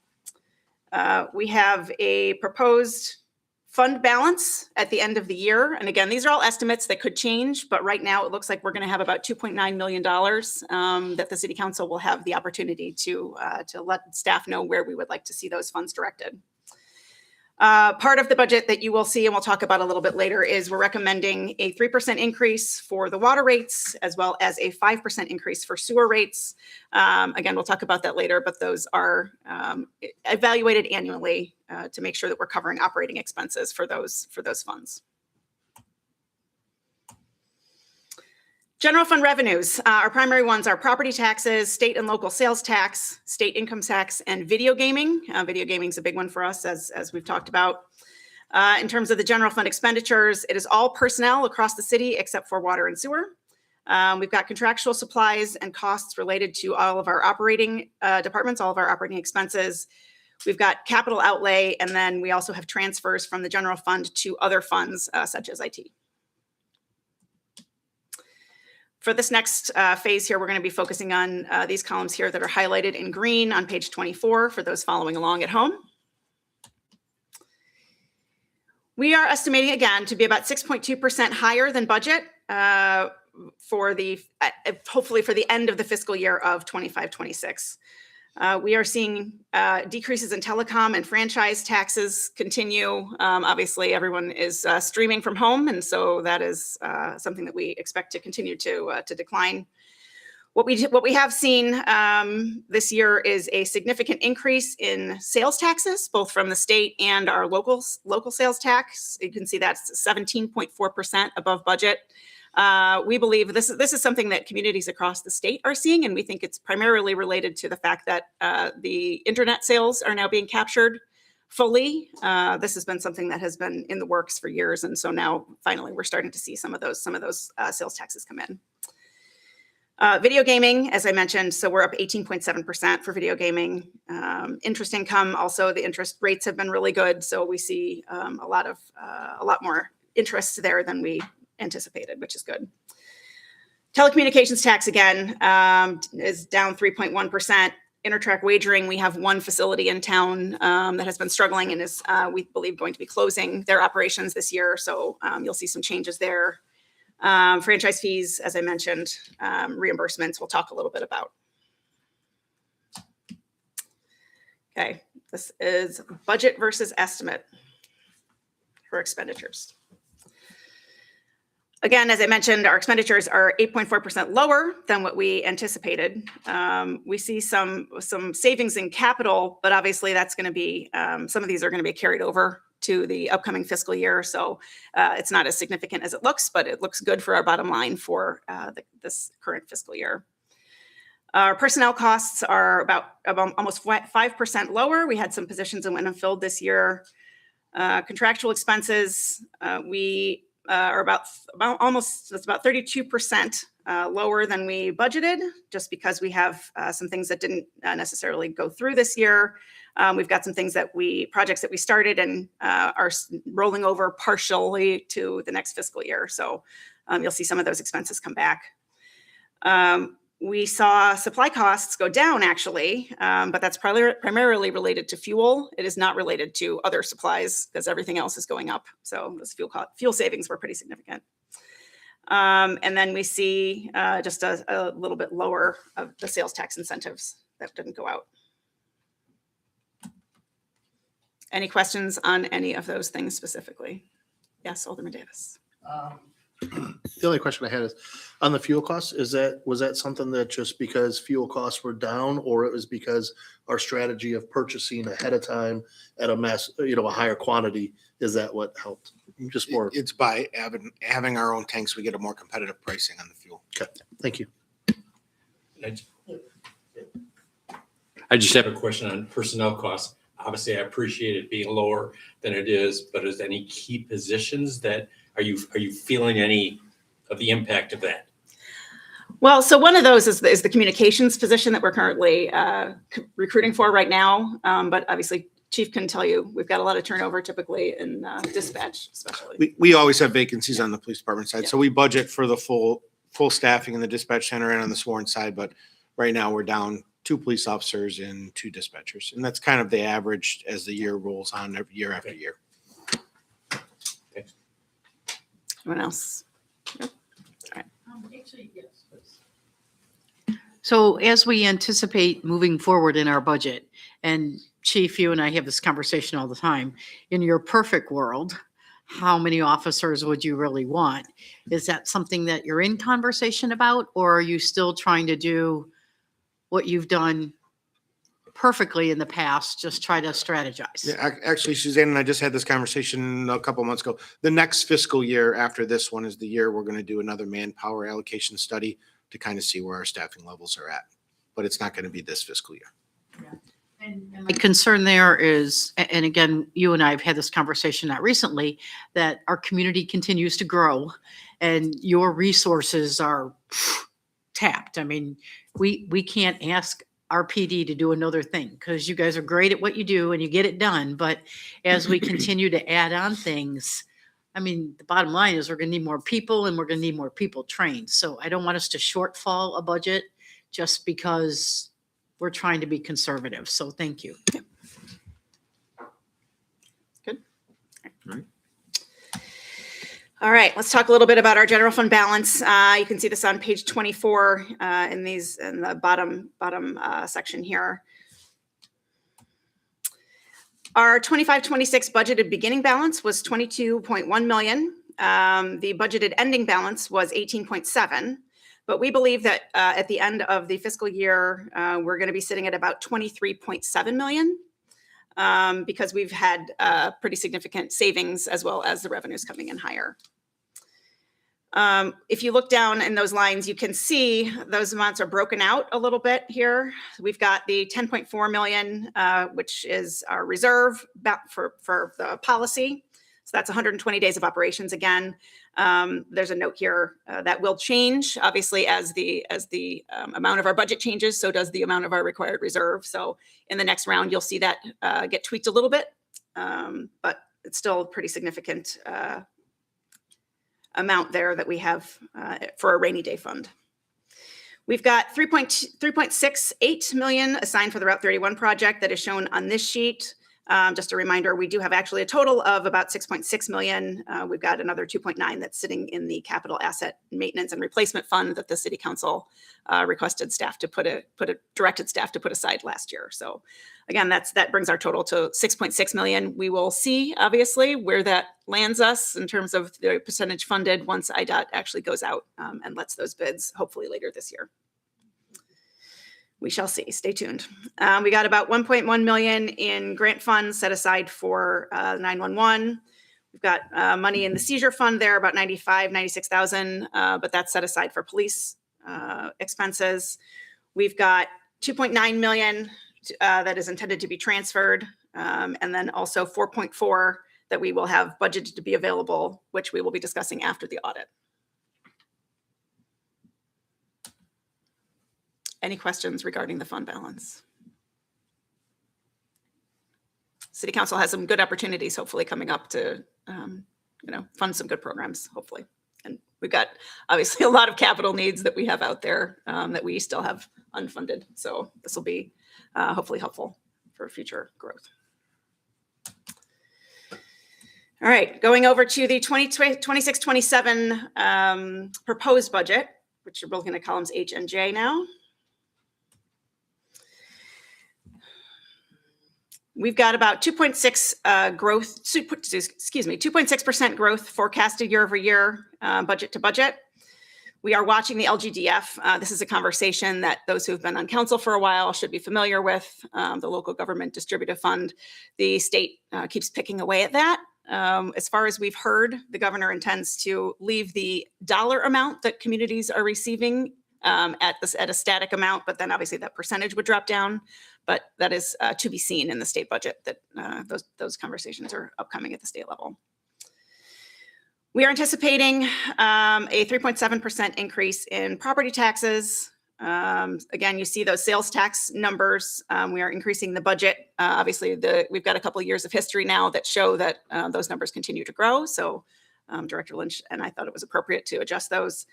And then you can see the list of other things that are going up down below. Again, interest income, we've budgeted at about 33% higher year over year, just because of what we've seen in the markets. That telecommunications and inter-track wagering, again, you see a reduction there. Inter-track wagering is at 100%, as I mentioned. We believe that that's going to be going away. Franchise fees continue to go down again. You'll see, we'll talk a little bit again about this reimbursements here in a minute, but that's related to some grant funding that has changed year over year. And there's grant funding as well that comes into the miscellaneous category. Any questions there? I know that's fairly high level. Okay.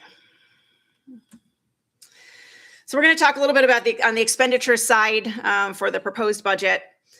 You will see over and over again in all of the department budgets, if you go down to that level, we're seeing increases across the board in terms of the health insurance. And that's not just something that the city is experiencing. That is a market-wide adjustment that's happening, as well as utilities. Our utility costs are skyrocketing. And again, it's not just the city that's experiencing that. We haven't changed any of our utilities. It's just that everything is getting more and more expensive. And then you will see the supplies go up across the board, just because, again, inflation and those types of pressures that you're seeing. The same thing you're seeing at your house, we are seeing here at the city level. Our personnel costs always obviously continue to go up. People are expensive, and they're the majority of our budget. So that's going up by about 6.2%.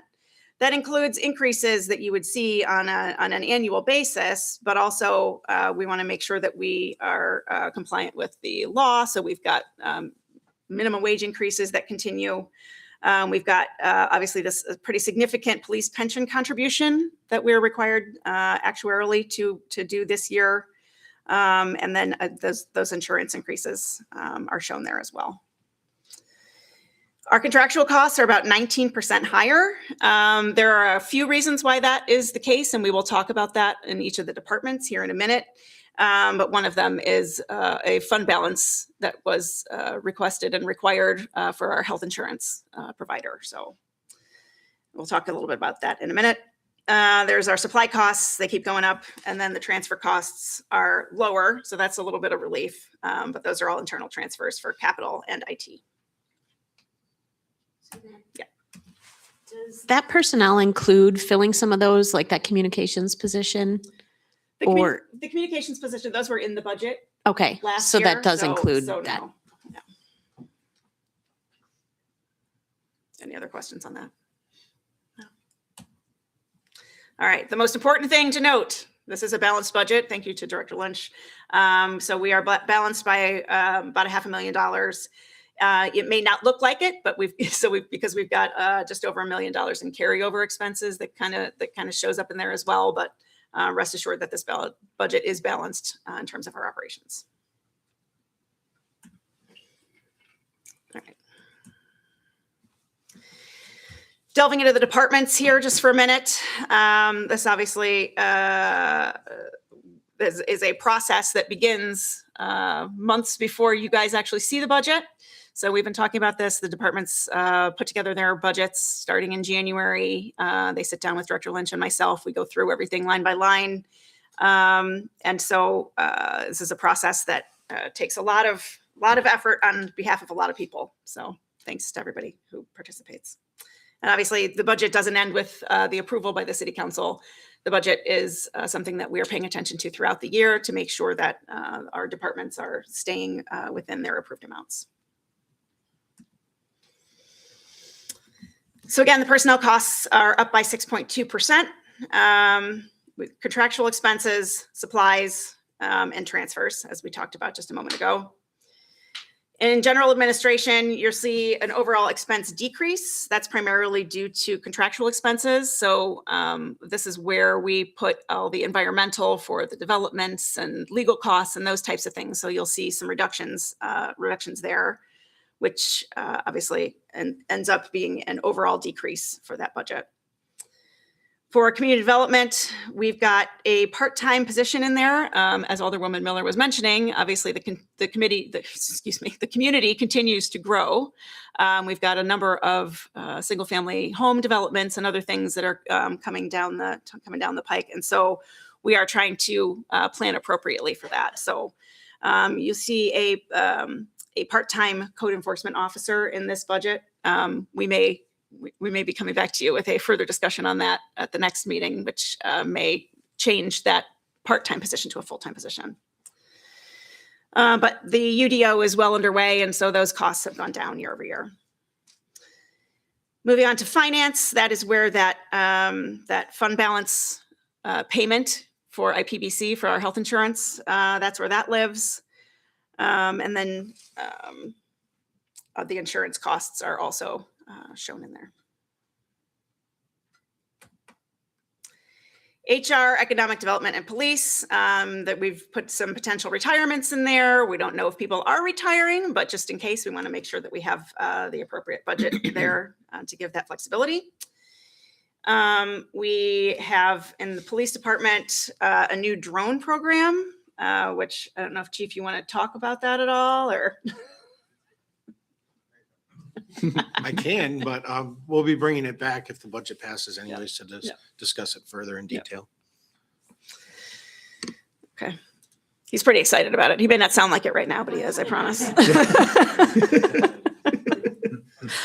Again, we've got the police pension contribution.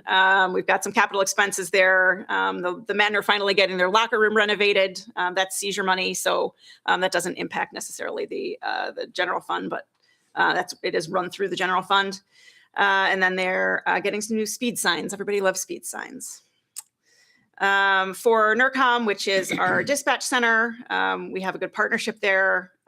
They're giving us, again, $700,000 to offset those personnel costs in the dispatch center. So that benefits not only the city of McHenry, but also all of our partners in NERCOM. You'll see a $700,000 increase for Public Works streets. That's primarily related to Venice and Oakwood Drive, and then some changes that we've made and shuffled some funding around for the streets program. Don't worry, we are still doing all the streets. Going on to Parks and Rec. You see that NISRA dues increase. I know we talked about that, and the city council decided to increase the levy there for NISRA this past year. So that should not be a surprise. You see some increases in contractual expenses for athletics, and trips and supplies, but all of those have offsetting revenues, thankfully. And then we have one capital expense for Parks and Rec, a pool cover for the pool, which is important. And then when we talk about parks maintenance, we've got the overall budget is going down just based on some personnel changes, but we are making some operational changes to kind of offset that a little bit. Any questions on specific departments? Alderwoman Bassey. Well, first of all, I do want to thank Director Lynch and Suzanne for sitting with me last week and going line by line, department by department. So I appreciate that. My question is for the $20,000 for the pool cover. I think, Carolyn, I'm not sure if I asked you, and if I didn't, I'm going to ask you now. Are we looking into any grants that could potentially assist with any pool improvements? So this is more of a maintenance item, just in terms of in the winter, we put this cover over top of it. It's a nylon cover, keeps the leaves out, that type of thing. It's not necessarily an infrastructure item. I think that's going to have to be something that we address relatively soon is what we want to do with the pool. But until we navigate the two things that are on our plate right now, both the business analysis as well as the potential pro forma, which we talk about later in the budget, until we do those things, I think that deciding what we do with an outdoor pool, I'm not going to say it, I'm going to try not to say it out loud, but we're in pretty good shape with some of the things that we've done at the pool. But it will always remain that it's a 1983 pool. I think it was actually started construction in 1981. Monty just found the original manual for it. And so it was interesting paging through that. It's a little bit yellow at this Yes. point. Yes. But it's going to become a serious concern. I mean, at some point, it is every year for us. So exploring some options of what we do, whatever that form looks like in that location, a different location, rehab. That's not something we've delved into yet. And at that point is when we would really look into a grant, such as a park grant, is one that we could potentially apply for, and we did apply for when we built the recreation center. Obviously, there's other opportunities that we look into, but that's one that would typically fall into that category. There's not a lot out there that are going to be made grant-wise, and none for something like a pool cover. Okay, thank you. But I will say, I think it speaks highly of our parks maintenance staff that they've been able to maintain the pool to the degree that they have for as long as they have. So thank you for that. Any other questions on departmental expenses? All right. Okay, we're going to talk a little bit about general fund capital projects. We have a capital improvement plan, capital investment plan that we'll be bringing back for the city council. We've been working very hard. The staff's been working very hard. The public works staff specifically has been working very hard in recreating and improving our capital investment plan. So we're excited to show you that at the next meeting. This conversation tonight is specifically about only the items that are included in the general fund for capital. So again, it's projects that use general fund balance and streets expense line. So we've got a couple of projects here that you hopefully are familiar with. For excess fund balance, we've got $375,000 for the Riverside Streetscape and total. We're doing the Riverside Streetscape for $60,000. We've got the Bull Valley Road Local Bridge Formula Program, Phase 1 Engineering for $75,000, and the City Gateway Entrance Signs for $240,000. That's something that we have been talking about now. It's been in the budget for a couple of years. Director Martin is now in the thick of trying to move that program forward, that project forward. So we will be talking a lot more about that in the upcoming year. In terms of streets operating expenses, we've got about $1.36 million in there for Venice Avenue, Oakwood Drive, pavement markings, pavement cores, curb repairs, and materials testing. So if anybody has any questions about that, I'm sure that Director Adams would love to answer those for you. As I mentioned previously, we're going to be talking a lot about other capital items on April 6th. Anyone? Okay, it's going fast. All right, let's talk about the rec center for a minute here. We are entering into the 8th full budget year for the rec center. As the council is familiar, when we first opened the rec center, it was doing very well for the first few years. The goal has always been for the rec center to be a business operation that pays for itself. Post-COVID, though, we've struggled quite a bit to make that a reality. Which is why right now we're in the midst of the business analysis for the rec center. We have a consultant that we're working with who is doing a deep dive into all things rec center related, staffing, marketing, programming, everything that you can think of. And so we are anxiously awaiting the results of that study to sort of help us as staff make a plan to move forward and make sure that we are doing the best we can to cover those expenses. Estimated revenues for 25-26 are coming in just right about budget, about $3,000 difference. We are funding, again, the general fund funded this year $120,000 to support the operations of the rec center. That $120,000 shows up again in the upcoming budget year. Hopefully at some point we will be able to reduce that number down, obviously based on some of the changes that we're hopefully going to make coming out of the analysis. We are going to be replacing some fitness equipment this year for a cost of $11,000. Any other questions about the rec center? Or Bill, do you want to say something? Yeah, go ahead. Sorry. Oh. Yeah, he looked like he wanted to say something. Yeah. Mike. Your mic. No, you're good. On that general fund transfer and our front desk at the rec center, there's a portion of our staff and personnel that we attribute their costs to the rec center. However, it's a function of the Parks and Rec department. So this isn't, we're not losing necessarily, when you look at it of a transfer, we're not carrying that whole 120 from operations. There's a portion of that they serve the function. We've always had front desk, a full-time front desk staff, even when we were in this building. And so I think that's an important thing to remember, that even though that money's allocated to the rec center, there's a big portion of that transfer is due to personnel that we always had in place, even when we were just the Parks and Rec department. So it's not that we're losing $120,000 a year, and that's why this money is being transferred. There's a significant portion that's personnel that was always associated with the Parks department. Floor is yours. Thank you. And I am aware of the fact that we are currently working with a consultant to increase revenues. But in the short term, have we looked at cutting any expenses? For example, adjusting the hours of operation based on peak time or completely empty time? Was never a completely empty time that we have. I think that's a big portion of the study right now, is examining every room, every space, how much it's getting used, how it's getting used. That's a huge portion of what we're going through from the business analysis, but there's never completely dead time from the facility as a whole. There's always going to be somebody in the fitness center. There might be some class going on. We have adjusted hours of operation in the past. We continue to, I say on a yearly basis, look at how we can operate better, how we can operate leaner. I think we've done a good job of that, as well as making some gains. There's been some steady progress that we've seen in membership, of gains almost every single month this past year. Those big inputs of gains aren't always the greatest thing. They're nice in the short term.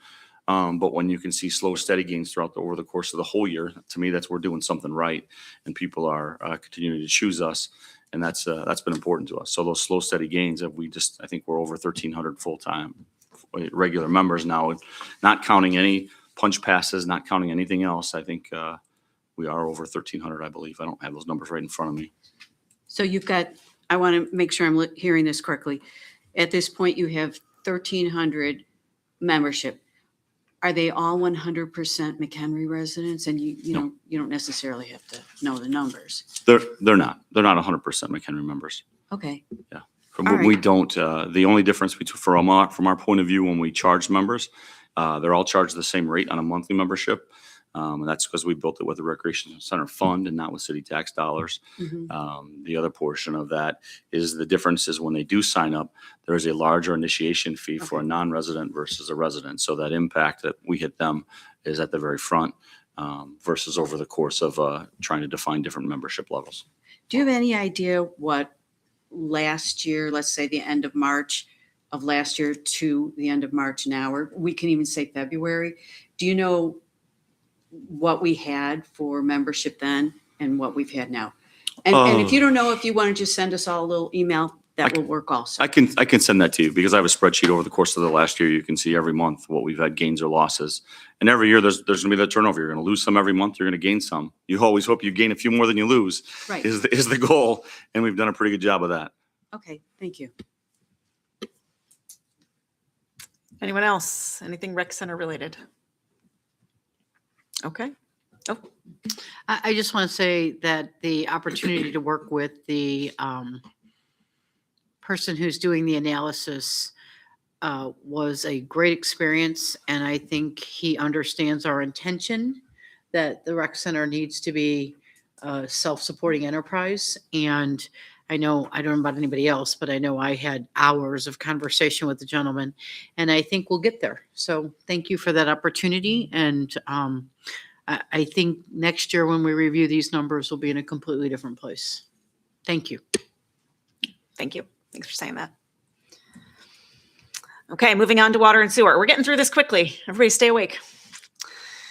All right, as I mentioned, water and sewer, it's an enterprise fund. So again, similar to our conversation about the rec center, you want your revenues and your expenses to be balanced, right? You want it to be self-supporting. The revenues are derived straight from water and sewer sales, as well as base charges, connection fees, and service penalties. In 2021, the City Council adopted base fees to ensure a funding source for our maintenance and replacement projects. So that's been extremely helpful. The operations are funded through water and sewer rates, and those are reviewed and adjusted annually as needed. And that is again per the direction of the City Council. Water rates were increased by 3% for this current fiscal year, and sewer rates were not adjusted at all for this fiscal year. And that is why we are coming back to you for a higher sewer adjustment than the water adjustment. The operating expenditures for the water division are up 2.6%. You'll see those higher utility costs in there. Obviously for water and sewer, utilities are very, very impactful. As well as some personnel and benefits moving around a little bit, and some other projects that we needed to do on the water side. We're looking again to the City Council for a 3% water rate adjustment, which was what we're recommending for fiscal year 26-27. That is, again, 3%.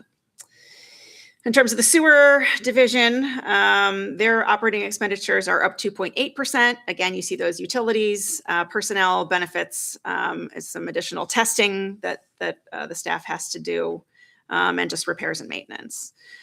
So again, a 5% sewer rate adjustment is recommended for the upcoming fiscal year. And then when you look at the utility division, their expenses are also up by about 2.4%. So questions on that? Alderwoman Bessie. So if I'm reading this correctly, we are looking for a little over $300,000 of additional revenue. Is that the reason that you want to increase? I mean, that's what we're looking at if you take the two combined? Yes. Okay. So if this is similar, and I know this is more than we put in the rec center, double it plus, is there any reason why we cannot feed some of the money from the general fund into the water and sewer, similar to what we do for the rec center, and maybe not raise the rates as high, or hopefully try to avoid raising it completely?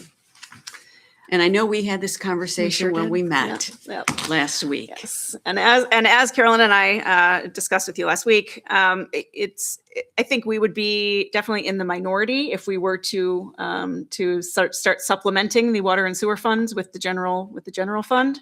Obviously, the general fund has a lot of competing priorities for that money. And the water and sewer fund is intended to be a business fund that is fully self-supporting. And so commingling those funds, I think would be, it would have a pretty negative outcome. And I think it's not great from a transparency perspective either. I don't know if Director Lynch has anything to add. I don't have much to add. I mean, it's an enterprise fund. It's supposed to support itself.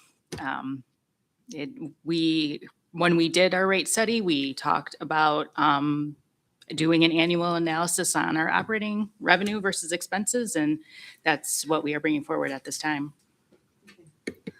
You know, and I should add to that, I've seen this happen, and I thought auditors require, I think they call it to from, that you have to pay it back.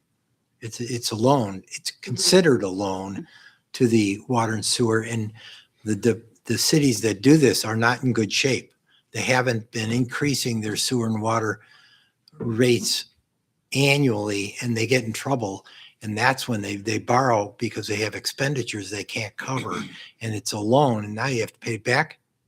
That's a big problem in smaller towns, not this size, but that's when I've seen it.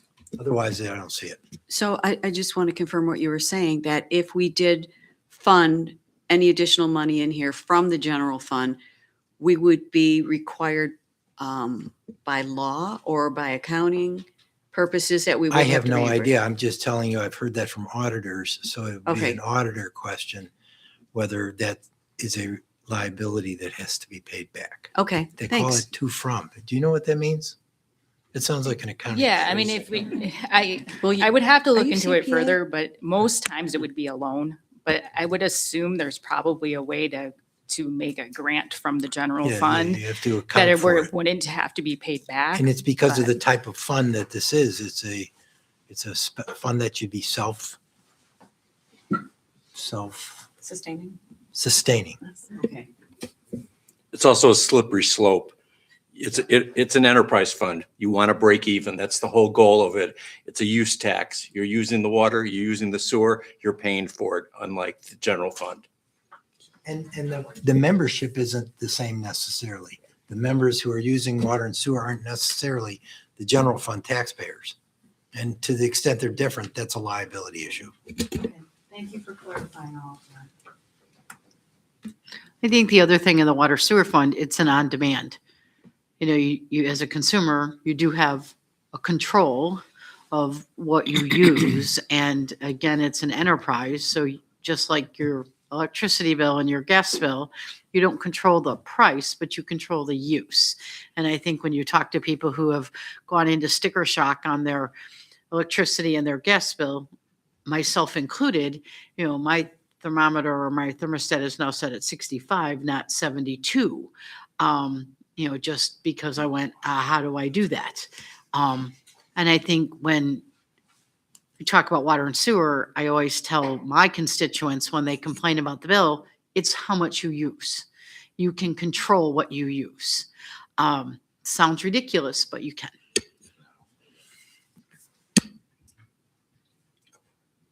All right. Anyone else? Yes. Alderman Glad. Let's talk about the debt service on the water and sewer. Where are we with the debt service? We should be escalating as far as how fast we're paying that off, considering we have approved so many apartments in the last several years.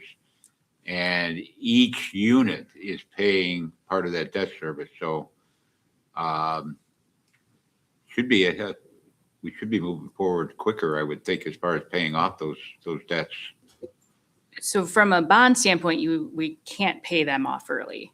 Okay, So those have to be called. They can't be paid early. okay. So they can't be called early, so. They So can what be, but happens not to by the us. extra money? Huh? What happens to the extra money then? It is all accounted for in it as debt service. So we have it all available for debt service. So it's not being spent on anything if we have I mean, additional Are we funds. banking it separately? Yes. Okay. Yeah, we have it. We have accounting of all of those funds. Yes. So we should have actually a reserve by the time we get done paying it. And what year are they Um, expiring? Do you remember? You would think I remember because this comes up every year, but You don't think I'm going I to get with you before the meeting and ask you these questions, That's you know? all I mean, right. it'd be too easy. No comment.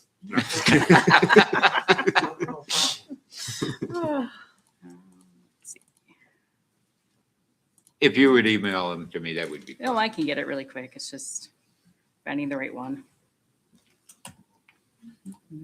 All right. Well, Director Lynch is looking for that. Let's just run through this last slide.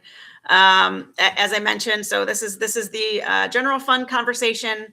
We will be taking the next couple of weeks to make any modifications that the city council directs this evening, as well as anything else that pops up. I mentioned that obviously the code conversation that we want to have, and there's a couple of other small items. April 1st, the updated operating budgets and the rest of the funds will be going out to the city council for your review. We will be talking again on April 6th about the full budget, as well as, which includes every fund, as well as the capital investment plan. Then you'll have a couple of weeks to get through that. We'll finalize everything. We will send it out on April 15th, and then on April 20th, it will come to the city council for consideration. December 15th, 2029 is the $6 debt service fee. The $6 debt service is Yeah. what year again? 2029. 2029? And then the loan is longer than that. Yeah, because that one didn't get done until years later. Yeah. 2 years later or something. Yeah.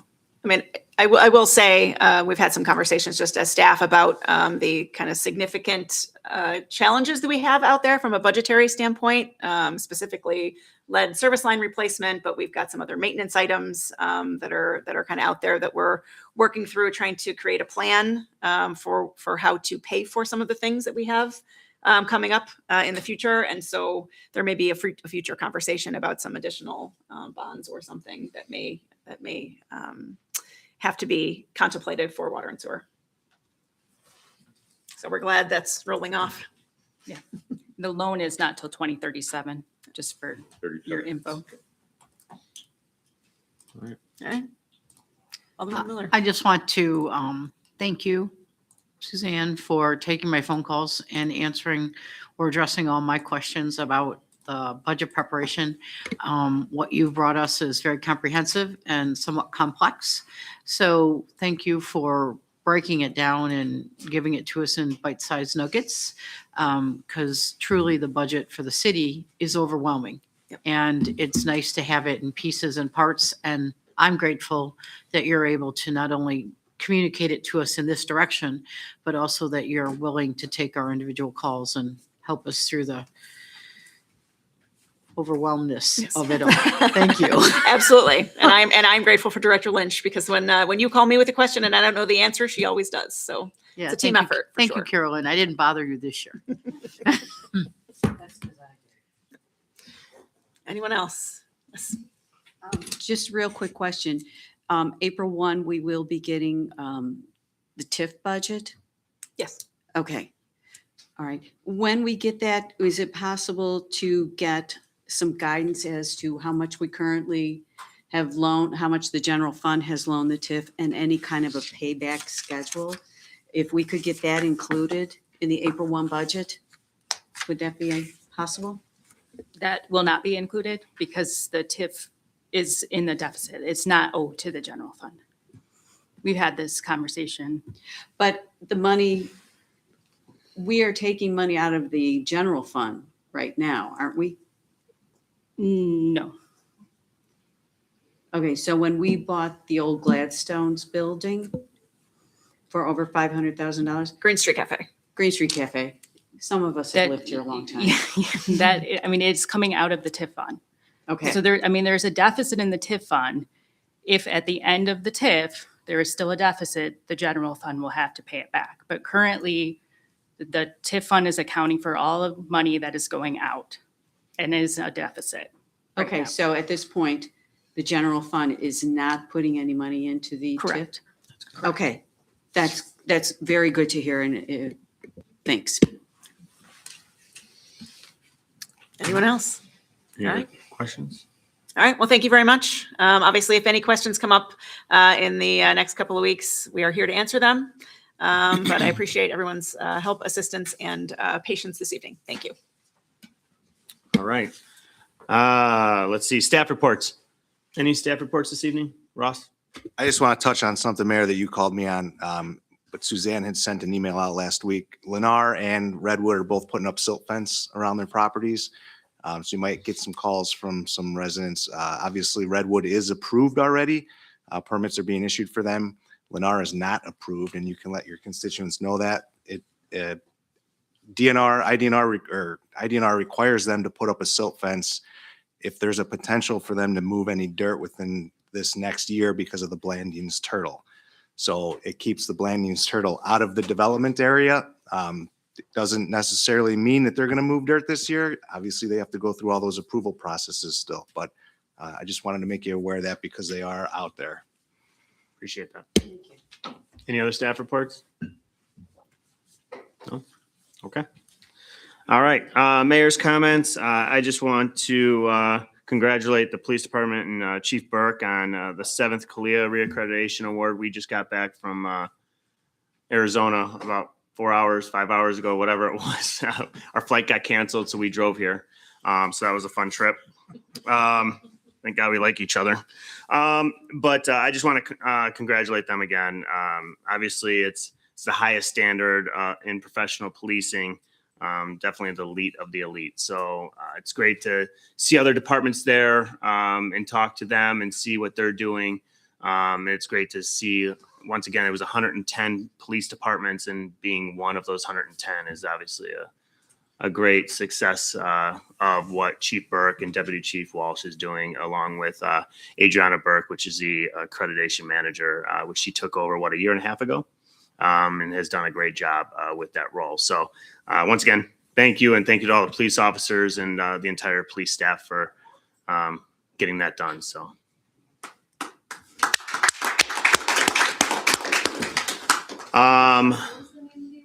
CALEA, CALEA. Shamrocks to Fox, great job, Bill Hobson, the rest of the staff that was involved in that, all the volunteers and so forth. I was not here to partake in that, but I hear it was great. But great job again for another solid year. We didn't lack any challenges again. There was The 10 stayed up, so that's good. some of them did, other of them not. It all worked out. It looks like a pretty good year for us. We'll do all the accounting and we'll figure out where we're at. But it looks like a pretty good year for us, all things considered. It certainly was a really great year around town on that Saturday. The amount of people that were out for the parade and for all the festivities overall was it never ceases to amaze me. Honestly, it's a lot of people. Oh, great job. So. Also, one more thing. I just got word that Bob Peterson had passed away last month. They just put it in the paper. I think they wanted to keep it on the down low until things got situated. But he served on the city council from 2003 to 2017, served on the Parks and Recreation Committee. Bob played an important role in development of the Parks and Open Space Master Plan, the Bike Path plan as well, along with Peterson Park. So, prayers to his entire family and thank him for his service, obviously. And tragic loss for sure. So other than that, that's all I have. Any city council comments this evening? Oh, Alderman Davis. I just wanted to say that for Shamrocks to Fox, thanks. I know it always seems to be a challenge, but there was actually a lot more people than I expected to be with the weather the way it was. I mean, we had sun and rain and snow and wind, high winds and everything else. So we enjoy volunteering and stuff like that just to get out. So thank you to everybody, and thanks for putting it on, and the staff. I know you guys put in a lot of hours, so it's very much appreciated, and they don't get what they deserve for the time that they put in. So just wanted to say thank you. Any other city council comments? Motion to adjourn? Alderman Bainey? I'll make a motion to adjourn. Second by Alderman Doherty. Second. Trish, please call the roll. Alderwoman Bainey, Yes. Alderman Doherty, Yes. Alderman Glad, Yes. Alderwoman Bassi, Yes. Alderman Davis, Yes. Alderwoman Miller. Yes. Thank you, everyone. Have a good evening. Don't fall asleep on the way out, Mayor. Luckily, you live close. I live so close compared to that 25 hours.